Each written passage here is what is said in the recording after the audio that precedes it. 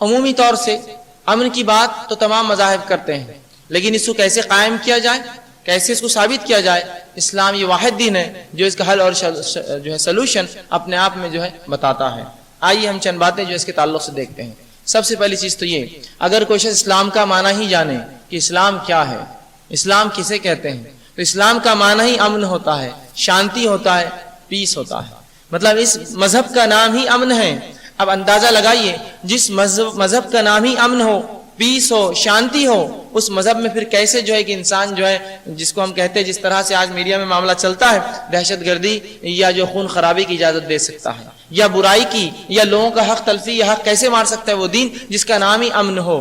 اسلام جو ہے سلام یا اسلم سے آتا ہے، اس کا معنی ہوتا ہے جو ہے سلامتی، یا اس کو ہم شانتی یا اس کو پیس کہیں گے۔ تو اسلام تو مذہب وہ مذہب ہے جو اپنے ماننے والوں کو جو ہے امن کی تعلیم دیتا ہے، بلکہ اس مذہب کا نام ہی امن والا مذہب ہے۔ اسلام اس کا نام ہے سلامتی والا مذہب۔ تو گویا آج کا جو میرا عنوان ہے جو ہے اسلام اور عالمی امن، اس کا معنی یہی ہوا کہ اسلام مطلب وہ مذہب جو لوگوں کو امن دیتا ہے، اور عالمی بھائی چارہ امن کیسے اس کے ذریعے ہم قائم کریں۔ تو چند نکات، چند پوائنٹ اسی کے تحت آپ کے سامنے رکھوں گا۔ سب سے پہلے تو جو آیت میں نے آپ کے سامنے خطبے میں تلاوت کی، یہ سورہ حجرات کی آیت نمبر 13 تھی، جس میں اللہ رب العزت نے ایک ایسا عظیم پیغام دیا، ایک ایسا عظیم پیغام دیا، اگر اس پیغام کو مسلمان سمجھ لے تو بہرحال جو ہے اس دنیا کے اندر ایک انقلاب آ سکتا ہے۔ اور ایک ایسا پیغام ہے جو بنیادی پیغام ہے، جو انسان کی بنیادی ویلیوز جس کو ہم کہیں گے اس کو جا کر جو ہے لگتا ہے اور اس کے بارے میں بات کرتا ہے، اور وہ پیغام ہے انسانی مساوات کا، ہیومن ایکوالٹی کا پیغام یہ آیت سناتی ہے۔ اور آئیے آیت سنیے، اللہ رب العزت کیا فرماتا ہے، یا ایھا الناس۔ پھر میں یہاں کہنا مناسب سمجھوں گا، قرآن دنیا کی واحد وہ کتاب ہے، قرآن دنیا کی واحد وہ کتاب ہے جو اپنی ہر آیت کو بتاتی ہے میں کس کے لیے ہوں، یہ کس کے لیے آئی ہے۔ اور یہاں کہا یا ایھا الناس، اے لوگو۔ دنیا کی کوئی مذہب خطاب نہیں کرتی ہے کہ اس کا خطاب کس سے ہے، یہ کس کی طرف اشارہ کرتی ہے، کون اس سے مخاطب ہے، بس وہ کہتے چلی جاتی ہے۔ قرآن کا یہ واحد شرف ہے کہ جب یہ کوئی بات کہتا ہے تو اس سے پہلے یا آخر میں بتا دیتا ہے یہ بات کس کے لیے ہے۔ یا تو کہتا ہے یا بنی آدم، اے آدم کی اولاد، یا ایھا الناس، اے لوگو، یا ایھا الذین آمنوا، اے وہ لوگو جو ایمان لائے ہو، یا بنی اسرائیل، اے اسرائیل کے بیٹو، یا پھر آخر میں کہتا ہے وہ قوم یسمعون، وہ قوم جو سننے والی، وہ قوم یعقلون، وہ لوگ جو عقل رکھنے والے۔ اس طرح سے یہ تو اگلا، یہ تو پچھلے سے بتا دیتا ہے یہ آیت کس کے لیے ہے، کس سے خطاب ہے اس کا۔ تو آئیے یہ خطاب انسانیت سے ہے۔ یا ایھا الناس، اے لوگو، انا خلقناکم من ذکر و انثی، کہ اے لوگو ہم نے تمہیں ایک مرد اور ایک عورت سے پیدا کیا۔ ہم یہ بات کو بار بار سنتے ہیں، لیکن جس سماج اور سوسائٹی میں ہم رہتے ہیں، یہاں انسانی اونچ نیچ کا ایسا زبردست ایک نظام بنا ہوا ہے کہ ان آیتوں کو بار بار پڑھنے کے بعد بھی یہ آیتیں ہماری سمجھ میں نہیں آتی۔ ہم نے خود آپس میں اپنے آپ کو اتنا اونچ اور نیچ کر لیا ہے کہ یہ آیتیں ہمیں سمجھ میں نہیں آتی ہے، اس کا کس طرح سے یہ آیتوں پہ عمل ہو ہمیں سمجھ نہیں پڑتا ہے۔ تو اللہ کہہ رہا ہے یا ایھا الناس، اے انسانو، ان خلقناکم من ذکر و انثی، کہ ہم نے تمہیں ایک مرد اور ایک عورت سے پیدا کیا، وجعلناکم شعوبا وقبائل لتعارفوا، اور تمہیں مختلف شعبوں، قبیلوں اور کنبوں میں بانٹ دیا، لتعارفوا، تاکہ تم ایک دوسرے کو پہچان سکو، تاکہ تم ایک دوسرے کو پہچان سکو۔ اور آگے فرمایا ان اکرمکم عند اللہ اتقاکم، اللہ کے نزدیک سب سے بہتر وہ ہے جو اس سے سب سے زیادہ تقوی اور ڈر رکھتا ہے۔ ان اللہ علیم خبیر، بے شک اللہ رب العزت جو علم رکھنے والا اور باخبر ہے۔ اس آیت نے انسانیت کے تمام اونچ نیچ کے تقاضوں کو ختم کر دیا اور کہا تم ایک ماں باپ سے پیدا ہوئے ہو۔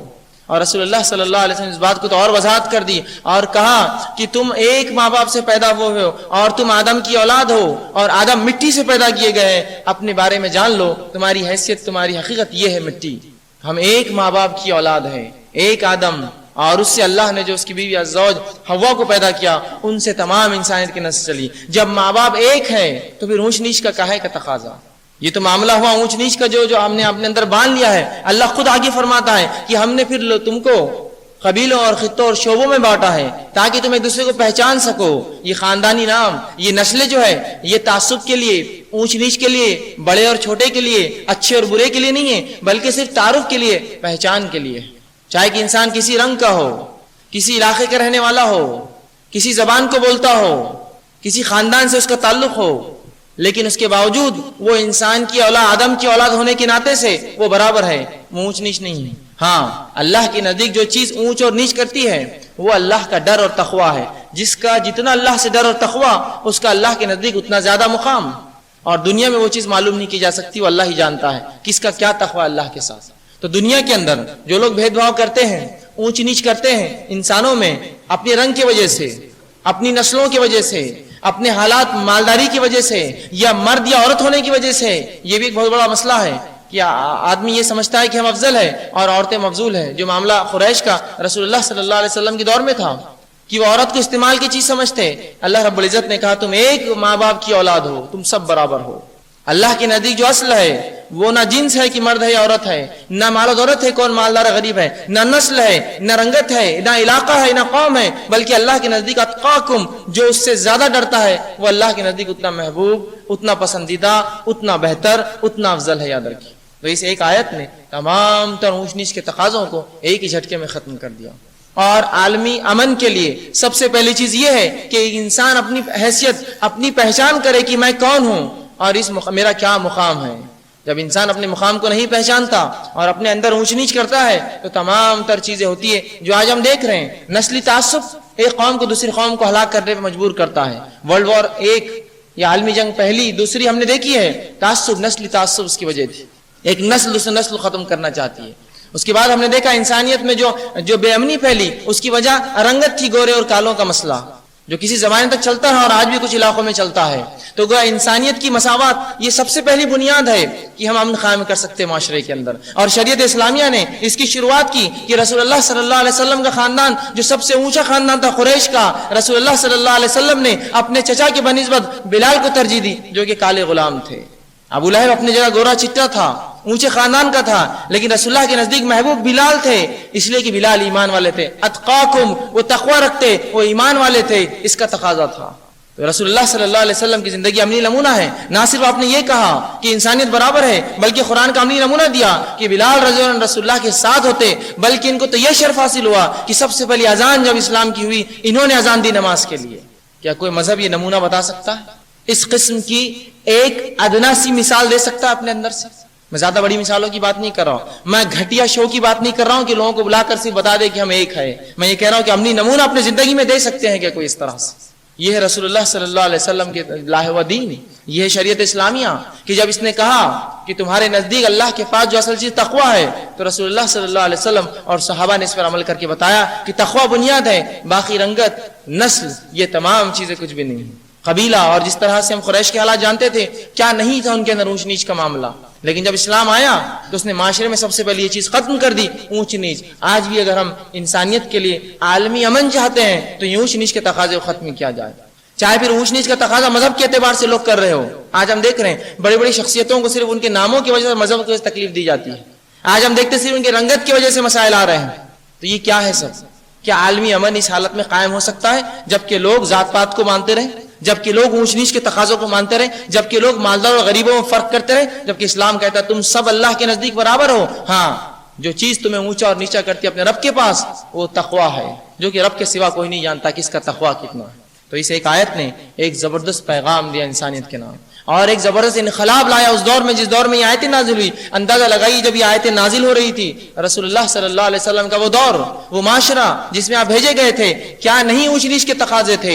مالداروں کا گروہ الگ، غریبوں کا گروہ الگ، رنگ جن کے گورے ان کا گروہ الگ اور کالوں کا گروہ الگ، غلام الگ اور مالک الگ۔ جب اسلام آیا عورتیں الگ اور مردوں کے اندر اتفاق نہیں تھا، عورتوں کو وہ اتنا نیچا، اتنا گرا ہوا سمجھتے کہ ایک لڑکی کی پیدائش پر ایک انسان اس کو دفن کرنا پسند کرتا، اس لیے کہ اس کو داماد ہے بولنے کو شرم آتی تھی۔ اس معاشرے کے اندر اسلام آیا، اور جب آ کر جب مساوات کی تعلیم دی تو ایسی تعلیم دی اور ایک ایسا نمونہ اور ایک ایسا معاشرہ تشکیل کر کے رسول اللہ گئے کہ دنیا میں اس کا ثانی مثال نہیں ملیں گی۔ اب لوگوں نے بڑی باتیں کی، کمیونزم آیا تو کہا کہ سب برابر ہے، لیکن ٹوٹ گیا، اس لیے کہ ان میں برابری میں پھر کوئی اونچا نیچا برابر تھا۔ لیکن اسلام نے جو تقاضے بتائے، اسلام نے جو اصول بتائے، اسلام نے جو پیمانے بتائے، وہ اس دور میں جتنے صحیح تھے آج بھی اتنے اور قیامت تک رہیں گے کہ تم سب ایک ماں باپ کی اولاد ہو۔ جو اللہ نے یاد دہانی کی کہ ہم نے تمہیں ایک مرد اور عورت سے پیدا کیا، گو یہ یاد دلایا جا رہا ہے کہ جب ماں باپ ایک ہے تو پھر یہ اونچ نیچ کا ہے کی؟ اور دنیا میں امن قائم کرنے کے لیے سب سے پہلی بنیاد یہی ہے کہ انسانیت کی جو مساوات، इक्वालिटी, ह्यूमन इक्वालिटी, इंसान बराबर है। जब हम किसी इंसान को बराबर तस्वुर करेंगे तभी उसे इज्जत और वक़ार दिया जाएगा। जब किसी को इज्जत और वक़ार देंगे तो तभी इज्जत वक़ार मिले पाएंगे और इससे माहौल में शांति, अमन और सलामती वाला मामला होगा। वरना ऊंच नीच के तकाज़ों से क्या होता है, दुनिया में हम हालात देख रहे हैं, दुनिया में हालात देख रहे हैं। कोई मजहब किसी मजहब से अपने आप को ऊंचा समझता है, वो अपनी दादागिरी चलाता है। कोई शख्स दूसरे शख्स से अपने आप को मालदार समझता है, वो अपने तरीके से जिंदगी जीता है और इसी से बदअमनी फैलती है। फिर हकदार को जब हक नहीं मिलता वो हक छीन कर लेना चाहता है। तो कुरान ने ये तालीम दी और रसूलुल्लाह सल्लल्लाहु अलैहि वसल्लम को ये हुक्म आया कि तमाम इंसानियत बराबर है, इसलिए कि तुम्हारी शुरुआत एक मर्द और एक औरत से है। और जब ये बात समझ में आ जाती है इंसानों के अक्लों में कि हमारी शुरुआत एक मर्द और एक औरत से है, तो इंशाअल्लाह फिर इख्तिलाफात जो बहुत कसीर होते हैं वो खत्म हो जाते हैं। नस्ल की, रंगत की, जबान की बुनियादें, माल दौलत की सब खत्म हो जाते हैं। इंसान अपने आप को बराबर समझने लगता है, सबको उतनी ही इज्जत और तौखीर देता है जितनी वो अपने आप को देता है। और यही बात रसूलुल्लाह सल्लल्लाहु अलैहि वसल्लम हदीस में बयान की, जो शख्स ये चाहता है कि उसकी बुढ़ापे में इज्जत हो, नौजवानों से खिताब किया और कहा कि जो शख्स ये चाहता है उसकी बुढ़ापे में इज्जत हो, उसे चाहिए जवानी बूढ़ों की इज्जत करे। इस हाथ दे और इस हाथ ले का उसूल, इज्जत दो और इज्जत लो, अमन दो और अमन लो। लेकिन सवाल ये है, अमन कौन दे सकता है? ये बात भी जान ले, अमन वो दे सकता है जिसके अंदर अमन हो, उसके बाहर अमन होगा। अंदर अगर अमन से खाली है, इस्लाम से हम खाली है, दुनिया को हम नहीं दे सकते। हम दुनिया को वो देंगे जिसकी मिसालें लोग हमको आज दे रहे हैं, तुमने फलां किया और फलां किया। जबकि ये कौम तो वो थी, ये मजहब वो था कि इसके मानने वाले दुनिया को अमन देते थे। इनके आने से लोग जो है तस्कीन सुकून पाते कि अब मुसलमान आ गया, अब अमन आ गया, अब अमन आ गया, अब जो है बदहाली खत्म हो गई, अब नाइंसाफी खत्म हो गई, इसलिए कि इंसाफ वाले लोग हैं। तो जिसके अंदर अमन होगा उसके बाहर अमन होगा। और अरबी की एक मिसाल भी है कि प्याले में से वो छलकता है जो उसके अंदर होता है। प्याले में पानी है, उसमें और पानी डालिए, पानी छलकेगा उसके बाहर।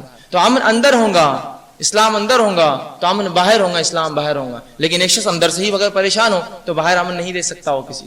तो यहाँ एक चीज बताई गई, एक मसावात की तालीम दी गई और आलमी अमन के लिए सबसे पहला उसूल बताया गया, तुम इंसान बराबर हो, जो कि सबसे बड़ी बुनियाद है फितने और फसाद की इस दुनिया के अंदर आज भी और कल भी यही मामला था। आप चाहे आलमी जंग का मामला ले ले, मुल्कों की जंगों का मामला ले ले, या रियासतों का, या आजादी, हर मामले में आप देखिए कि एक समझता है मैं गोरे होने की वजह से कालों पर हुकूमत कर सकता हूँ, जो कि उसने ऊंचा समझा अपने आप को।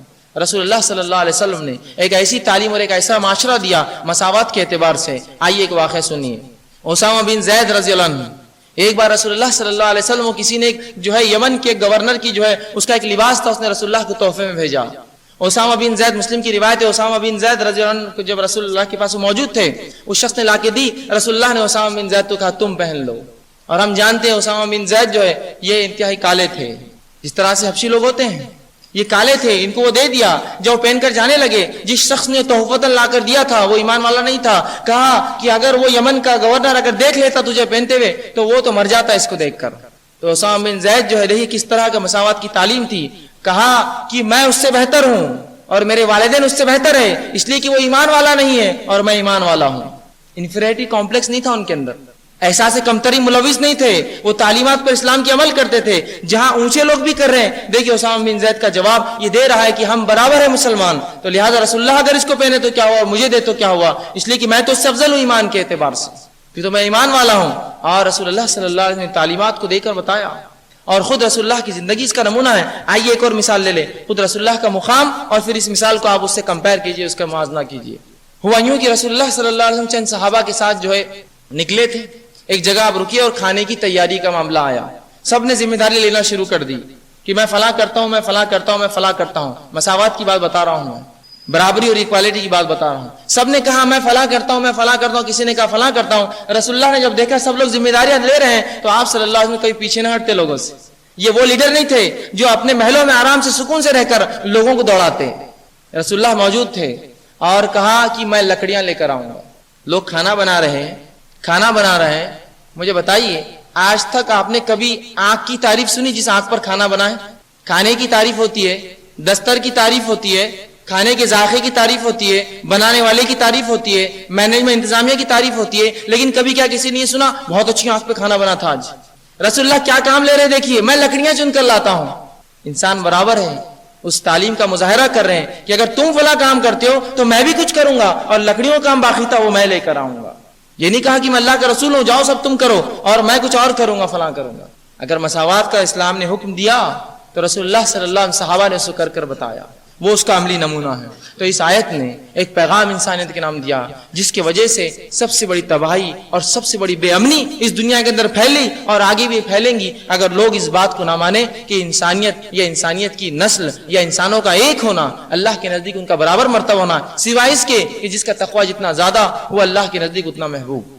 تو بہرحال یہ اعلان اللہ رب العزت نے اپنی کتاب میں کر دیا۔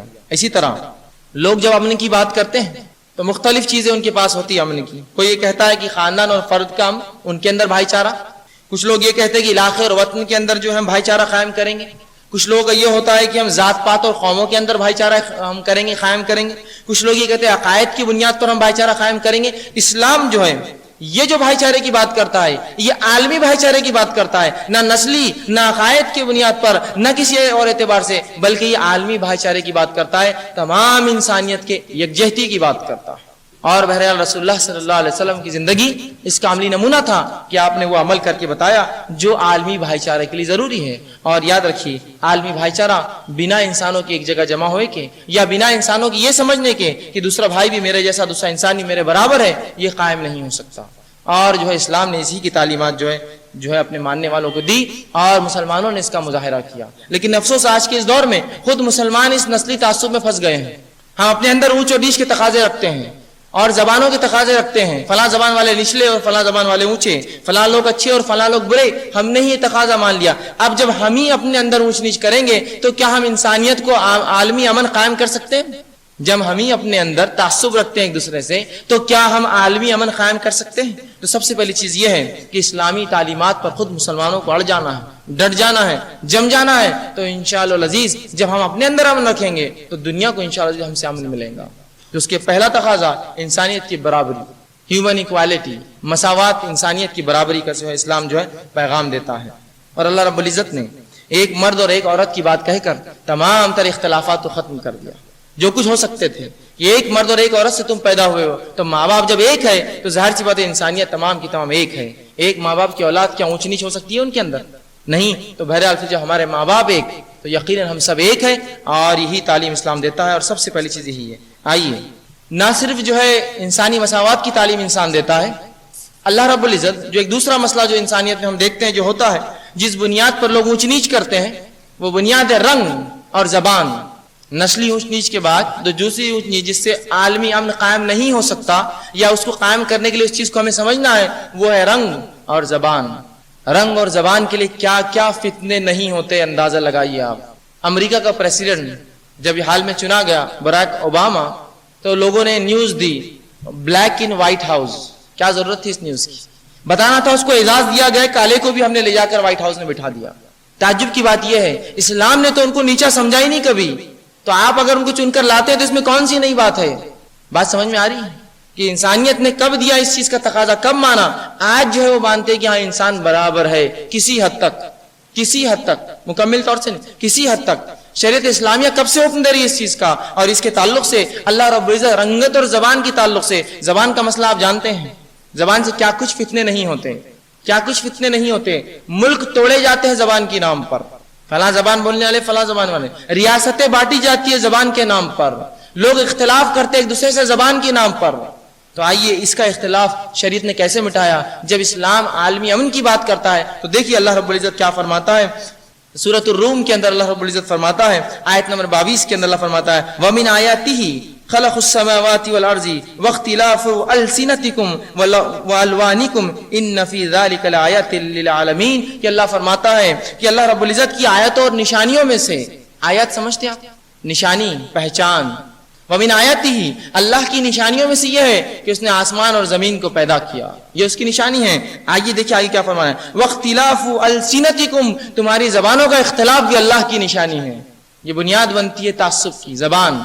آج یہی معاملہ مسلمان کا بھی ہے، مسلمان بھی آپس میں تعصب کرتا ہے زبان کی بنیاد پر، وہ فلاں زبان کے بولنے والے ہیں، ہم فلاں زبان کے۔ کیا ہمارے دین اور شریعت نے زبان کے تعصب کو دیا؟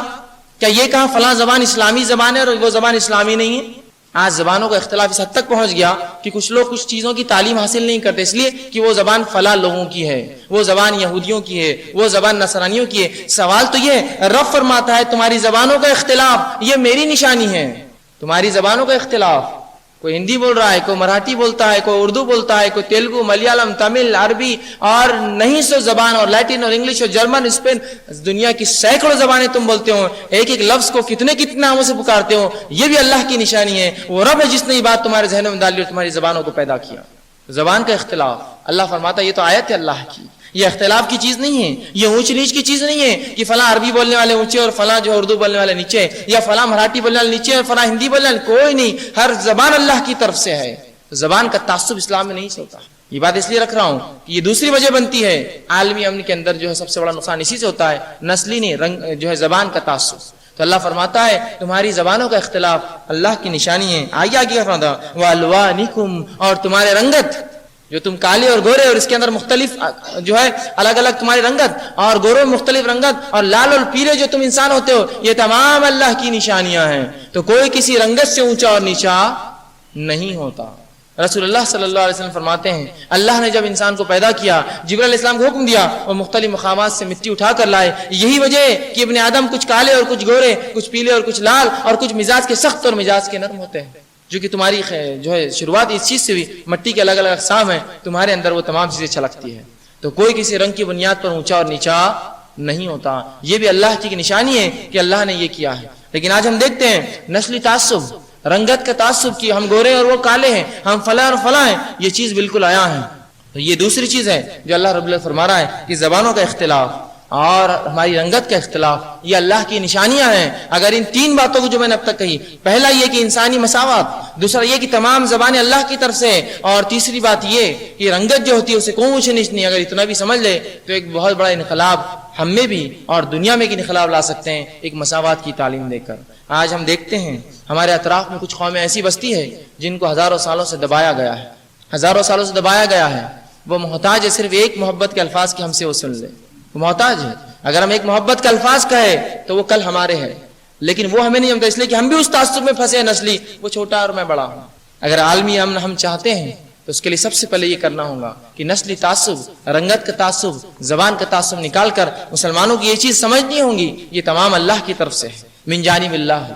یہ دوسری چیز ہے۔ اسی طرح ہم دیکھتے ہیں اللہ رب العزت نے تمام انسانیت کو مساوات کی جہاں تعلیم دی، تمام انسانیت رب کے نزدیک برابر ہے، رب کے نزدیک برابر، تقوی کے اعتبار سے اونچے نیچے ہیں، لیکن انسان ہونے کے ناطے وہ برابر۔ اللہ رب العزت قرآن میں فرماتا ہے، اور سورہ بنی اسرائیل کی آیت نمبر 70 میں فرماتا اور کہتا ہے وَلَقَدْ كَرَّمْنَا بَنِي آدَمَ، اور ہم نے آدم کی اولاد کو اکرام دیا۔ یہ نہیں کہ ہم نے مسلمانوں کو اکرام دیا، آدم کی اولاد ہے، آدم کی نسل سے ہے، اکرام والا اللہ کے نزدیک، اکرام والا اللہ کے نزدیک۔ جس کی مثال میں یوں دوں گا کہ اگر کوئی شخص آپ کو کہے یہ 100 کا نوٹ ہے لے لیجئے، آپ لیں گے نہیں لیں گے؟ آپ کہیں ہاں لے لیتا ہوں، اس لیے کہ 100 کا نوٹ ہے۔ اگر کوئی شخص اس 100 کے نوٹ کو تھوڑا سا موڑ دے اور کہے یہ نوٹ لیجئے، تب بھی آپ لیں گے، اس لیے کہ وہ 100 کا نوٹ ہے۔ اگر کوئی اس نوٹ کو تھوک کر وہ کرے کہ اب لیجئے، آپ کہیں گے اب بھی لے سکتا ہوں، 100 کا ہی نوٹ ہے۔ اگر اس کو تھوک کر نیچے پھینک کر پیر سے بھی کچل دے تب بھی 100 کا نوٹ، اس لیے اس کی ویلیو نہیں گرتی۔ تو انسان چاہے اونچے اور نیچے ہم سمجھ رہے، انسان کی ویلیو کبھی نہیں گرتی، یاد رکھیے۔ چاہے اس کا مذہب، اس کی رنگت الگ ہونے سے وہ اونچا نیچا نہیں ہوتا، وہ ویسی قیمتی ہے، چاہے وہ جس بھی حال میں ہو، پریشان حال میں ہو، اچھے حال میں ہو، انسان ہے تو اس کا تقاضا ہے جس طرح سے 100 کی نوٹ چاہے جس بھی حال میں ہو اس کی ویلیو 100 ہے، 100 ہے تو 100 ہے، اسی طرح انسان برابر ہے اور اللہ کے نزدیک ان کا اکرام ہے۔ جب اللہ نے بنی آدم کو اکرام دیا، انسان کی اولاد، آدم کی اولاد کو اکرام دیا، تو ہم کون ہوتے ہیں ان میں اونچ نیچ کرنے والے، ان کو آگے پیچھے کرنے والے، اچھا اور برا کہنے والے؟ ہم سب انسان برابر ہے، اور یہی تعلیم اللہ رب العزت نے تمام قرآن کے اندر ہم دیکھتے ہیں اور تمام احادیث کے اندر دیکھتے ہیں، یہی تعلیم دی۔ اسی سے جو ہے ہم جو ہے انسانی مساوات اور زبان کا اختلاف ختم کر کے، رنگت کا اختلاف کر کے تمام انسانوں کو اگر اکرام دیں گے تو انشاءاللہ العزیز ایک عالمی امن قائم ہوگا۔ یا اس کے اندر ہم کچھ کوشش کر سکتے ہیں انسانی مساوات اور انسانیت کے لیے جو ان کو اکرام دے کر اللہ رب العزت نے ہی کیا۔ اور یہاں کوئی عرب، کوئی عجم، کوئی اونچا اور نیچا نہیں ہے، کوئی امریکی ہو یا کوئی ہندوستانی ہو، کوئی اونچا نیچا نہیں، کوئی عرب ہو یا کوئی غیر عرب ہو، کوئی اونچا نیچا نہیں۔ اللہ کی تقوی جو کہ رب جانتا ہے اور وہ اس کے حساب سے فیصلہ کرے گا، لیکن ہمیں جو حکم ہے وہ مساوات اور برابری کا ہے۔ تو یہاں ہم دیکھتے ہیں اللہ رب العزت نے ایک زبردست تعلیم دی اور ایک زبردست جو ہے ہم سے بات کہی۔ آگے آئیے ہم دیکھتے ہیں اللہ سبحانہ تعالیٰ نے، یہ تو رہا معاملہ رنگت کا، نسلوں کا اور انسانی مساوات کا۔ اب آئیے مرد اور عورت کا جو اختلاف آج چل رہا ہے اور جو سب سے بڑا الزام بھی ہے اسلام پر کہ وہ قوم کیسے ترقی کرے جو عورتوں کو برابر حق نہیں دیتی، وہ قوم کیسے عالمی امن قائم کریں گی جو عورتوں کو برابر مساوات نہیں دیتی؟ آئیے، کیا اسلام نے عورتوں کو مساوات دی؟ اب میں بتاتا ہوں، دنیا کے ایسے کچھ مذاہب ہیں جنہوں نے عورتوں کو بڑا حقیر سمجھا، ان پہ بڑے عجیب عجیب الزامات لگاتے ہیں، انہیں اپنے سے نچلا سمجھتے ہیں۔ شریعت اسلامیہ اس سے بالکل مختلف اور ہٹ کرے۔ افسوس یہ کہ مسلمانوں نے اس کی تعلیم کو، اسلام کی تعلیم کو اپنی زندگیوں میں نہیں لایا۔ شریعت اسلامیہ اس سے برعکس ہے۔ کچھ دین نے یا کچھ مذاہب نے یہ کہا کہ جب اللہ نے آدم کو اور حوا کو پیدا کیا، وہ حوا تھی عورت جس نے غلطی کی اور جو آدم کو بہکایا اور پھل کھلایا اور جنت سے نکالی گئی، یہ وجہ ہے وہ عورتوں کو کوستے ہیں، برا سمجھتے، نچلا سمجھتے، کمتر سمجھتے، کمزور سمجھتے، چھوٹا سمجھتے، بیکار سمجھتے اور افسوس کے ساتھ کہوں گا استعمال کی چیز سمجھتے ہیں۔ یہ ان کے پاس مقام ہے، اور وہ پھر ہم سے آنکھ ملا کر ہمیں کہتے ہیں تم عورتوں کو حق نہیں دیتے ہو، اور ایک مسلمان کہتا ہے ہاں ہم حق نہیں دیتے ہیں، چونکہ وہ خود نہیں جانتا اس کے دین نے کیا حق دیا۔ آئیے جب اسلام آیا تب عورتوں کا مقام کیا تھا وہ جان لے تو سمجھ میں آئے گا اسلام نے کیا دیا۔ اور خود عورتوں میں جو آج ایک عجیب قسم کی لہر دوڑ پڑی ہے مشرقیت کے پیچھے، ویسٹ کے پیچھے پڑھ کر کہ ہمیں اسلام نے حق نہیں دیا لہٰذا ہم اس دین کو چھوڑ کر ہی حق پا سکتے ہیں، وہ جان لے رسول اللہ صلی اللہ علیہ وسلم کی بعثت سے پہلے کبھی عربوں کے حالات پڑھ لے، وہ جو مشرکین مکہ کے حالات تھے، وہ اس احسان کو جو اس دین اور شریعت نے دیا اس پر اللہ کی حمد و ثنا کریں گے کہ رسول اللہ صلی اللہ علیہ وسلم کی بعثت ہوتی ہے اور دنیا کا یہ حال ہے، دنیا کا یہ حال ہے کہ لڑکیوں کو زندہ دفنا دیا جاتا تھا، لڑکیوں کو زندہ دفنا دیا جاتا تھا، یہ حال تھا۔ اور کوئی شخص کسی کو اپنی بیٹی کہنے کو شرماتا تھا، داماد ہے بولنے کو شرماتا، اس لیے کہ داماد کہیں گا تو بیٹی، اس کا مطلب یہ ہوتا ہے۔ اور عورتوں کو استعمال کی چیز سمجھا جاتا، ان کو خرید و فروخت کی چیز سمجھا جاتا۔ اس دور میں رسول اللہ صلی اللہ علیہ وسلم کی بعثت ہوتی ہے، اسلام آتا ہے اور لڑکیوں کو دفنانے سے منع کرتا ہے، لڑکیوں کو دفنانے سے منع کرتا ہے۔ بلکہ اسلام نے تو یہ کہہ دیا کہ جو لڑکی دفنائی گئی ہے زندہ، اللہ اس سے سوال کرے گا بِأَيِّ ذَنبٍ قُتِلَتْ، کس گناہ کی وجہ سے وہ دفنائی گئی، کیا تھا اس کا گناہ اس کے اندر دفنائی گئی۔ اسلام نے تو یہ دیا، رسول اللہ صلی اللہ علیہ وسلم نے بشارت دی اور کہا جو 3 لڑکیوں کی پرورش کر لے اور ان کے اچھے سے نکاح کر دے وہ جنتی ہے۔ ایک صحابی نے کہا اللہ کے رسول 2 پہ کیا معاملہ ہے؟ تو کہا جو 2 کے ساتھ بھی معاملہ کرتے وہ بھی جنتی ہے۔ عبداللہ بن عباس رضی اللہ عنہ فرماتے شاید کوئی ایک کا بھی پوچھتا تو رسول اللہ کا شاید یہی جواب ہوتا ہاں اس کے لیے بھی۔ تو یہ تو شریعت نے دیا ہے، جہاں دفنایا اور مارا جاتا وہاں رسول اللہ صلی اللہ علیہ وسلم اس دین نے زندہ رہنے کا حق دیا، سب سے پہلا حق جو آج ہی بہت سے لوگ نہیں دیتے ہیں۔ یہ ہم سب جانتے ہیں، واضح ہے، خبریں روز پڑھ رہے ہیں فلاں جگہ یہ ہو رہا ہے، فلاں جگہ وہ ہو رہا ہے، اولاد پیدا ہونے سے پہلے جانچ لیا جاتا ہے، لڑکی تو نکال دی جاتی ہے۔ اشتہارات بھی آتے کبھی کہ 500 روپے میں 5 لاکھ اپنے بچا لے، 5 لاکھ کا جو جہیز دینا ہوگا 500 روپے دے کے آپ جو ہے دیکھ لیں اور ابارشن کرا لے تو 500 روپے دے کے 5 لاکھ کی حفاظت کر لے اپنے۔ یہ تو آج کا دور ہے، اس دور میں سے سنگین حالات تھے، تو اس دور میں انسان جو ہے اسلام نے ان کو جینے کا حق دیا۔ میں نہیں کہہ رہا ہوں بلکہ ان کا حق تھا جینے کا، اس لیے اسلام نے جو اس کو واپس ان کو دیا اور جو ہے برابری کا معاملہ دیا، ان کی رائے کا حق دیا، ان کو وراثت کا حق دیا، جو کہ تمام دنیا کی قوانین میں بس حال کی بات ہے، ایک صدی پہلے انہوں نے دیا ہے۔ اسلام نے ان کو اپنی رائے رکھنے کا حق دیا، ووٹنگ کا حق جس کو کہیں گے، جو کہ ویسٹ نے آج دیا، 1860 کے بعد ان کو حق ملا کی وراثت۔ اسلام نے ان کو وراثت کا حق دیا، باپ مرنے کے بعد اتنا ملے گا، جو کہ دنیا نے آج تسلیم کیا، مذاہب نے تو نہیں کیا، دنیا نے تسلیم کیا۔ آج مذہبی اعتبار سے تو بہت سے مذہب تسلیم ہی نہیں کرتے ان کا حق، اسلام نے یہ حق ان کو 14 سال پہلے دیا۔ بہرحال تو یہ بھی ایک بہت بڑی چیز ہے کہ لوگ اونچ نیچ کرتے مرد اور عورت کی، اور یہ اسلام پہ بھی یا مسلمانوں پہ الزام لگتا ہے، یہ اپنی عورتوں کو جو حق نہیں دیتے۔ آئیے ہم دیکھتے ہیں، شروعات سے ہم آتے ہیں اس پورے واقعے کو لے کر، کیا اسلام نے ان کو حق دیا یا نہیں دیا۔ دیگر مذاہب نے جہاں عورت کو برا، منحوس اور پتہ نہیں کیا کیا کہا، وہیں شریعت اسلامیہ نے جب پہلے مرد اور پہلے عورت کا واقعہ سنایا تو وہاں یہ کہا کہ دونوں نے غلطی کی۔ کہیں بھی قرآن نے حوا پہ الزام نہیں ڈالا، بلکہ کچھ کتابوں نے مذہب یہ تک کہا کہ حوا کو جو عورت سے جو اولاد پیدا ہوتی ہے اور جو اس کو حیض آتا ہے وہ اللہ کی طرف سے سزا ہے اس کو، چونکہ اس نے کیا کی تھی، مرد جو ہے آدم کو بہکایا تھا۔ اس کے برعکس شریعت نے کیا کہا، یہ اولاد کی پیدائش اس کے مقام کو اونچا کرتی ہے، اس کے مرتبے کو بلند کرتا ہے۔ تو اللہ رب العزت قرآن نے فرماتا ہے کہ دونوں نے پھل کھایا، دونوں سے خطا ہوئی، دونوں نے غلطی کی، اور اللہ رب العزت نے دونوں کو پھر دنیا میں بھیجا۔ بلکہ ایک مقام پہ تو اللہ رب العزت یوں کہہ دیا وَعَصَىٰ آدَمُ رَبُّهُ فَغَوَىٰ، آدم نے نافرمانی کی اور جو ہے آدم علیہ السلام جو ہے راہ راست سے بھٹک گئے۔ حوا کے تعلق سے کبھی اللہ رب العزت نے یہ نہیں کہا کہ وہ عورت تھی جس نے بہکایا۔ تو جو فتنہ شروع ہو رہا ہے عورت اور مرد کا اختلاف کا یا اونچ نیچ کا، شریعت اسلامیہ نے تو ختم کر دیا، کہا دونوں نے غلطی کی، دونوں نے توبہ کی، ربنا ظلمنا انفسنا وان لم تغفر لنا، پوری دعا اللہ رب العزت سورہ اعراف کی آیت نمبر 20 میں پڑھ کر سنا دی کہ دونوں نے دعا کی اللہ ہم سے ظلم ہوا، ہم نے اپنے نفسوں پہ ظلم کیا، اگر تو معاف نہ کرے تو یقیناً ہم تو خسارے والوں میں سے ہو جائیں گے۔ اور عورت کو الزام دینا تو دور، شریعت نے تو یہاں آدم علیہ السلام کے ایک مقام پر نام لیا، کہا آدم نے جو ہے نافرمانی کی فغوا، اور جو ہے سیدھی راہ سے آدم جو ہے راہ راست سے بھٹک گئے۔ تو جو اختلاف کا بنیاد شروع ہوتی مرد اور عورت کی اونچ نیچ کی، شریعت نے ختم کر دی، کہا دونوں کی غلطی تھی اور دونوں جو ہے دنیا کے اندر جو ہے بھیجے گئے، اور کہیں بھی حوا علیہ السلام کو جو ہے اس طرح کے یا غلط الفاظ نہیں کہے۔ اور تو اور انسان کی پیدائش کو جو عورت کے ذریعے ہوتی ہے، اس کو اس دین نے اور شریعت نے بہت اونچا مقام دیا، بہت اونچا مقام دیا۔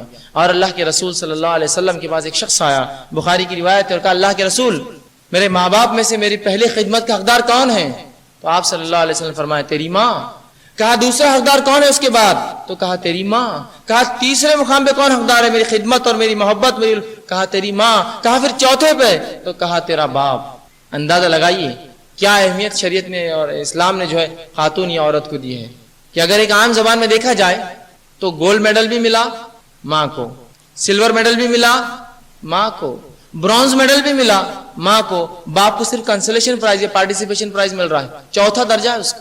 یہ تو مقام دے دیا اولاد کی پیدائش پر اس کو، جہاں دیگر مذاہب نے اس کو نیچا قرار دے دیا، شریعت نے اس کو رفع اور اونچا کر دیا اس چیز سے، چونکہ اس نے اس کے لیے تکلیف اٹھائی، چونکہ اس نے اس کے لیے تکلیف اٹھائی، اور جس نے جتنی تکلیف اٹھائی وہ اتنا اجر پائیں گے اس چیز کے۔ تو یہاں یہ چیز کو بھی شریعت نے ختم کر دیا کہ مرد اور عورت اونچے نیچے ہیں۔ اب ان قوموں نے جنہوں نے مرد اور عورتوں میں اونچ نیچ کیا، وہ آج ہمیں کہتے ہیں تم عورتوں کو اپنا حق نہیں دیتے ہو، جبکہ وہ پاکیزہ شریعت کے ہم ماننے والے ہیں جس نے عورتوں کو تب حق دیا جبکہ ان کے کوئی حقوق دنیا نے تسلیم نہیں کیے تھے، کوئی حقوق دنیا نے تسلیم نہیں کیے تھے، تب اس دین نے آ کر عورتوں کو حق دیا، اور وہ حق دیے جس کو آج بھی اگر دنیا پڑھے تو تعجب میں پڑ جاتی ہے کہ یہ حق بھی شریعت نے اسلام نے دیا ہے عورتوں کو۔ تو عالمی امن قائم کرنے کے لیے یہ بھی بہت زیادہ ضروری ہے کہ مرد اور عورتوں میں فرق نہ کیا جائے۔ اب جب میں نے کہا مرد اور عورتوں میں فرق نہیں ہے تو کیا میں اس چیز کی تعلیم دے رہا ہوں کہ دونوں بالکل یکجا برابر ہیں؟ یقیناً شریعت اسلامیہ میں اعمال کے اعتبار سے دونوں برابر ہے، ایک نماز پر جتنا عورت کو اجر ہے اتنا ہی مرد کو ہے، ایک گناہ پر جتنی سزا عورت کو ہے اتنی مرد کو ہے، تو اعمال کے اعتبار سے دونوں برابر ہے۔ ہاں لیکن کچھ معاملوں میں کوئی اونچا اور کچھ معاملوں میں کوئی اور اونچا ہے۔ جس طرح سے اس کی مثال یوں دوں گا کہ اگر کوئی شخص کہے کہ دو بچے اول نمبر پر آئے ہیں، تو اس کا مطلب یہ تو نہیں کہ پورے اس میں جو ان کے مارکس ایک جیسے ہوں گے یا نمبرات ایک جیسے ہوں گے، نہیں، کسی کچھ میں ایک زیادہ کسی کچھ میں کم، لیکن اوور آل ریزلٹ ایوریج دونوں کا برابر ہوگا۔ تو مرد اور عورت دونوں برابر ہے شریعت نے کہا، لیکن ایک جیسے نہیں ہے، ایکول ہے، سملر نہیں ہے، برابر ہے، ایک جیسے نہیں ہے۔ ہم بھی جانتے ہیں، آپ بھی جانتے ہیں۔ آئیے میں ایک مثال دے کے بات سمجھاؤں گا۔ اگر کبھی یوں ہو جو شخص یہ کہتے نہیں مرد اور عورت ہو بہو برابر ہے، یہ ہو بہو برابر کا نام لے کر، ہو بہو برابر نام لے کر کاندھے سے کندھا لگانے کے نام پر انہوں نے عورتوں کو ذلیل اور غلام بنا دیا ہے اپنا، ہو بہو کہہ کر۔ تو بہرحال ہم بھی جانتے ہیں دنیا کا عام اصول ہے، اگر کوئی شخص رات میں سو رہا ہو اور یہ مانتا ہو مرد اور عورت برابر ہے، اور رات میں گھر میں کوئی کہے چور آ گیا، تو وہ کیا کرتا ہے؟ وہ یہ کہتا ہے کہ بیوی کو کہ دیکھو مرد اور عورت برابر ہے، تم جا کر دیکھو میں اندر رہتا ہوں۔ وہ کہیں گے نہیں تم اندر ہو میں جا کر دیکھتا ہوں، چونکہ یہ معاملہ یہ فیلڈ میری ہے کہ تو میں طاقت میں تم سے زیادہ ہوں، میں جا کر دیکھتا ہوں، ہے نا۔ اور وہی معاملہ رہا کوئی مہمان زیادہ آ گئے تو عورت کہتی ہے اب تم یہاں رہو، باورچی خانے کا میں معاملہ دیکھ لیتی ہوں، وہ میری فیلڈ ہے۔ سمجھ رہے ہیں بات؟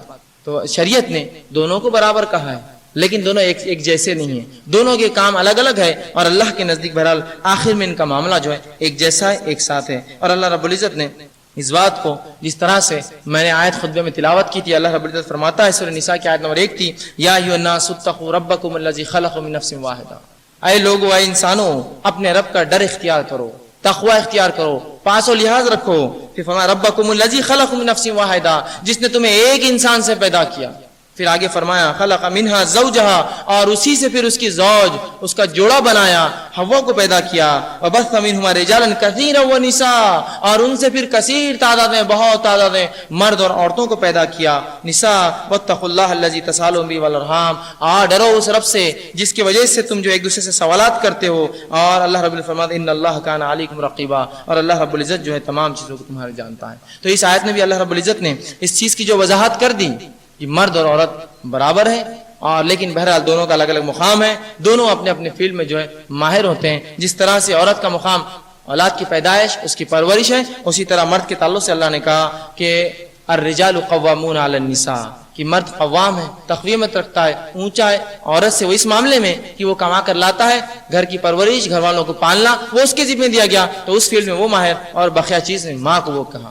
جس طرح سے خدمت کے اعتبار سے ماں کو 3 بار کہا، اسی طرح مرد اس میں، لیکن دونوں کا مقام اور مرتبہ برابر ہے۔ تو یہ چوتھی یا 5ویں چیز کہوں گا جو اختلاف کی وجہ ہے کہ مرد اور عورتوں کا مقام کیا ہے۔ تو شریعت میں دونوں کا مقام برابر ہے۔ ایک عبادت پر جو مرد کو ثواب ہے وہی عبادت کا عورت کو بھی اتنا ہی ثواب ہے۔ ایک گناہ پر مرد کو جتنی سزا ہے اتنی ہی سزا جو ہے عورتوں کو ہے۔ لیکن شریعت اسلامیہ ایک ایسی شریعت ہے جو لوگوں کو حالات اور ان کے معاملات کو جانتے ہوئے جس کو جتنا دینا ہے اتنا ہی دیتی ہے، جس کو جتنا دینا ہے اتنا ہی دیتی ہے۔ اس کی مثال ایسی کہ اگر ایک بلب ہے، اگر 100 واٹ چاہیے تو 100 ضرور، اس سے زیادہ اس کو خراب کر دیں گا، اس سے کم اس کو بیکار کریں گا۔ تو شریعت نے جس کو جتنا چاہیے تھا اتنا حق ہر فیلڈ میں برابری کے طور پر دیا۔ اب آئے ہم دیکھتے ہیں خواتین کے حقوق کے تعلق سے جو غلط فہمیاں ہیں، بہرحال اس کا ازالہ کرنا ہمارے لیے ضروری ہے خود اپنے معاشرے میں، تبھی ہم دنیا کے اندر ایک عالمی امن جو ہے قائم کر سکتے ہیں اور ایک زبردست معاشرہ امن والا لوگوں کو بتا سکتے ہیں۔ اللہ رب العزت جو ہے عورت کا مقام قرآن میں بتاتے ہوئے یا ماں کا مقام بتاتے فرماتا ہے اور یوں کہتا ہے اللہ رب العزت وَوَصَّيْنَا الْإِنسَانَ بِوَالِدَيْهِ حَمَلَتْهُ أُمُّهُ وَهْنًا عَلَى وَهْنٍ وَفِصَالُهُ عَامَيْنِ، کہ اللہ فرماتا ہے کہ ہم نے انسان کو وصیت کی، وَوَصَّيْنَا الْإِنسَانَ بِوَالِدَيْهِ، اپنے والدین کے تعلق سے، حملت امہ، اور پھر ماں کا مقام بتایا گیا، اس کی ماں نے اسے سنبھالا اور اس کو اپنے بوجھ کو اٹھائے رکھا، حمل میں رکھا، علی وہن علی وہن، اور تکلیف پر تکلیف اٹھائی، وفصال عامین، اور جو ہے اس کے دودھ پلانے کی مدت 2 سال ہے، ان اشکر لی ولی والدیک، اور شکر کر اپنے رب کا اور اپنے والدین کا۔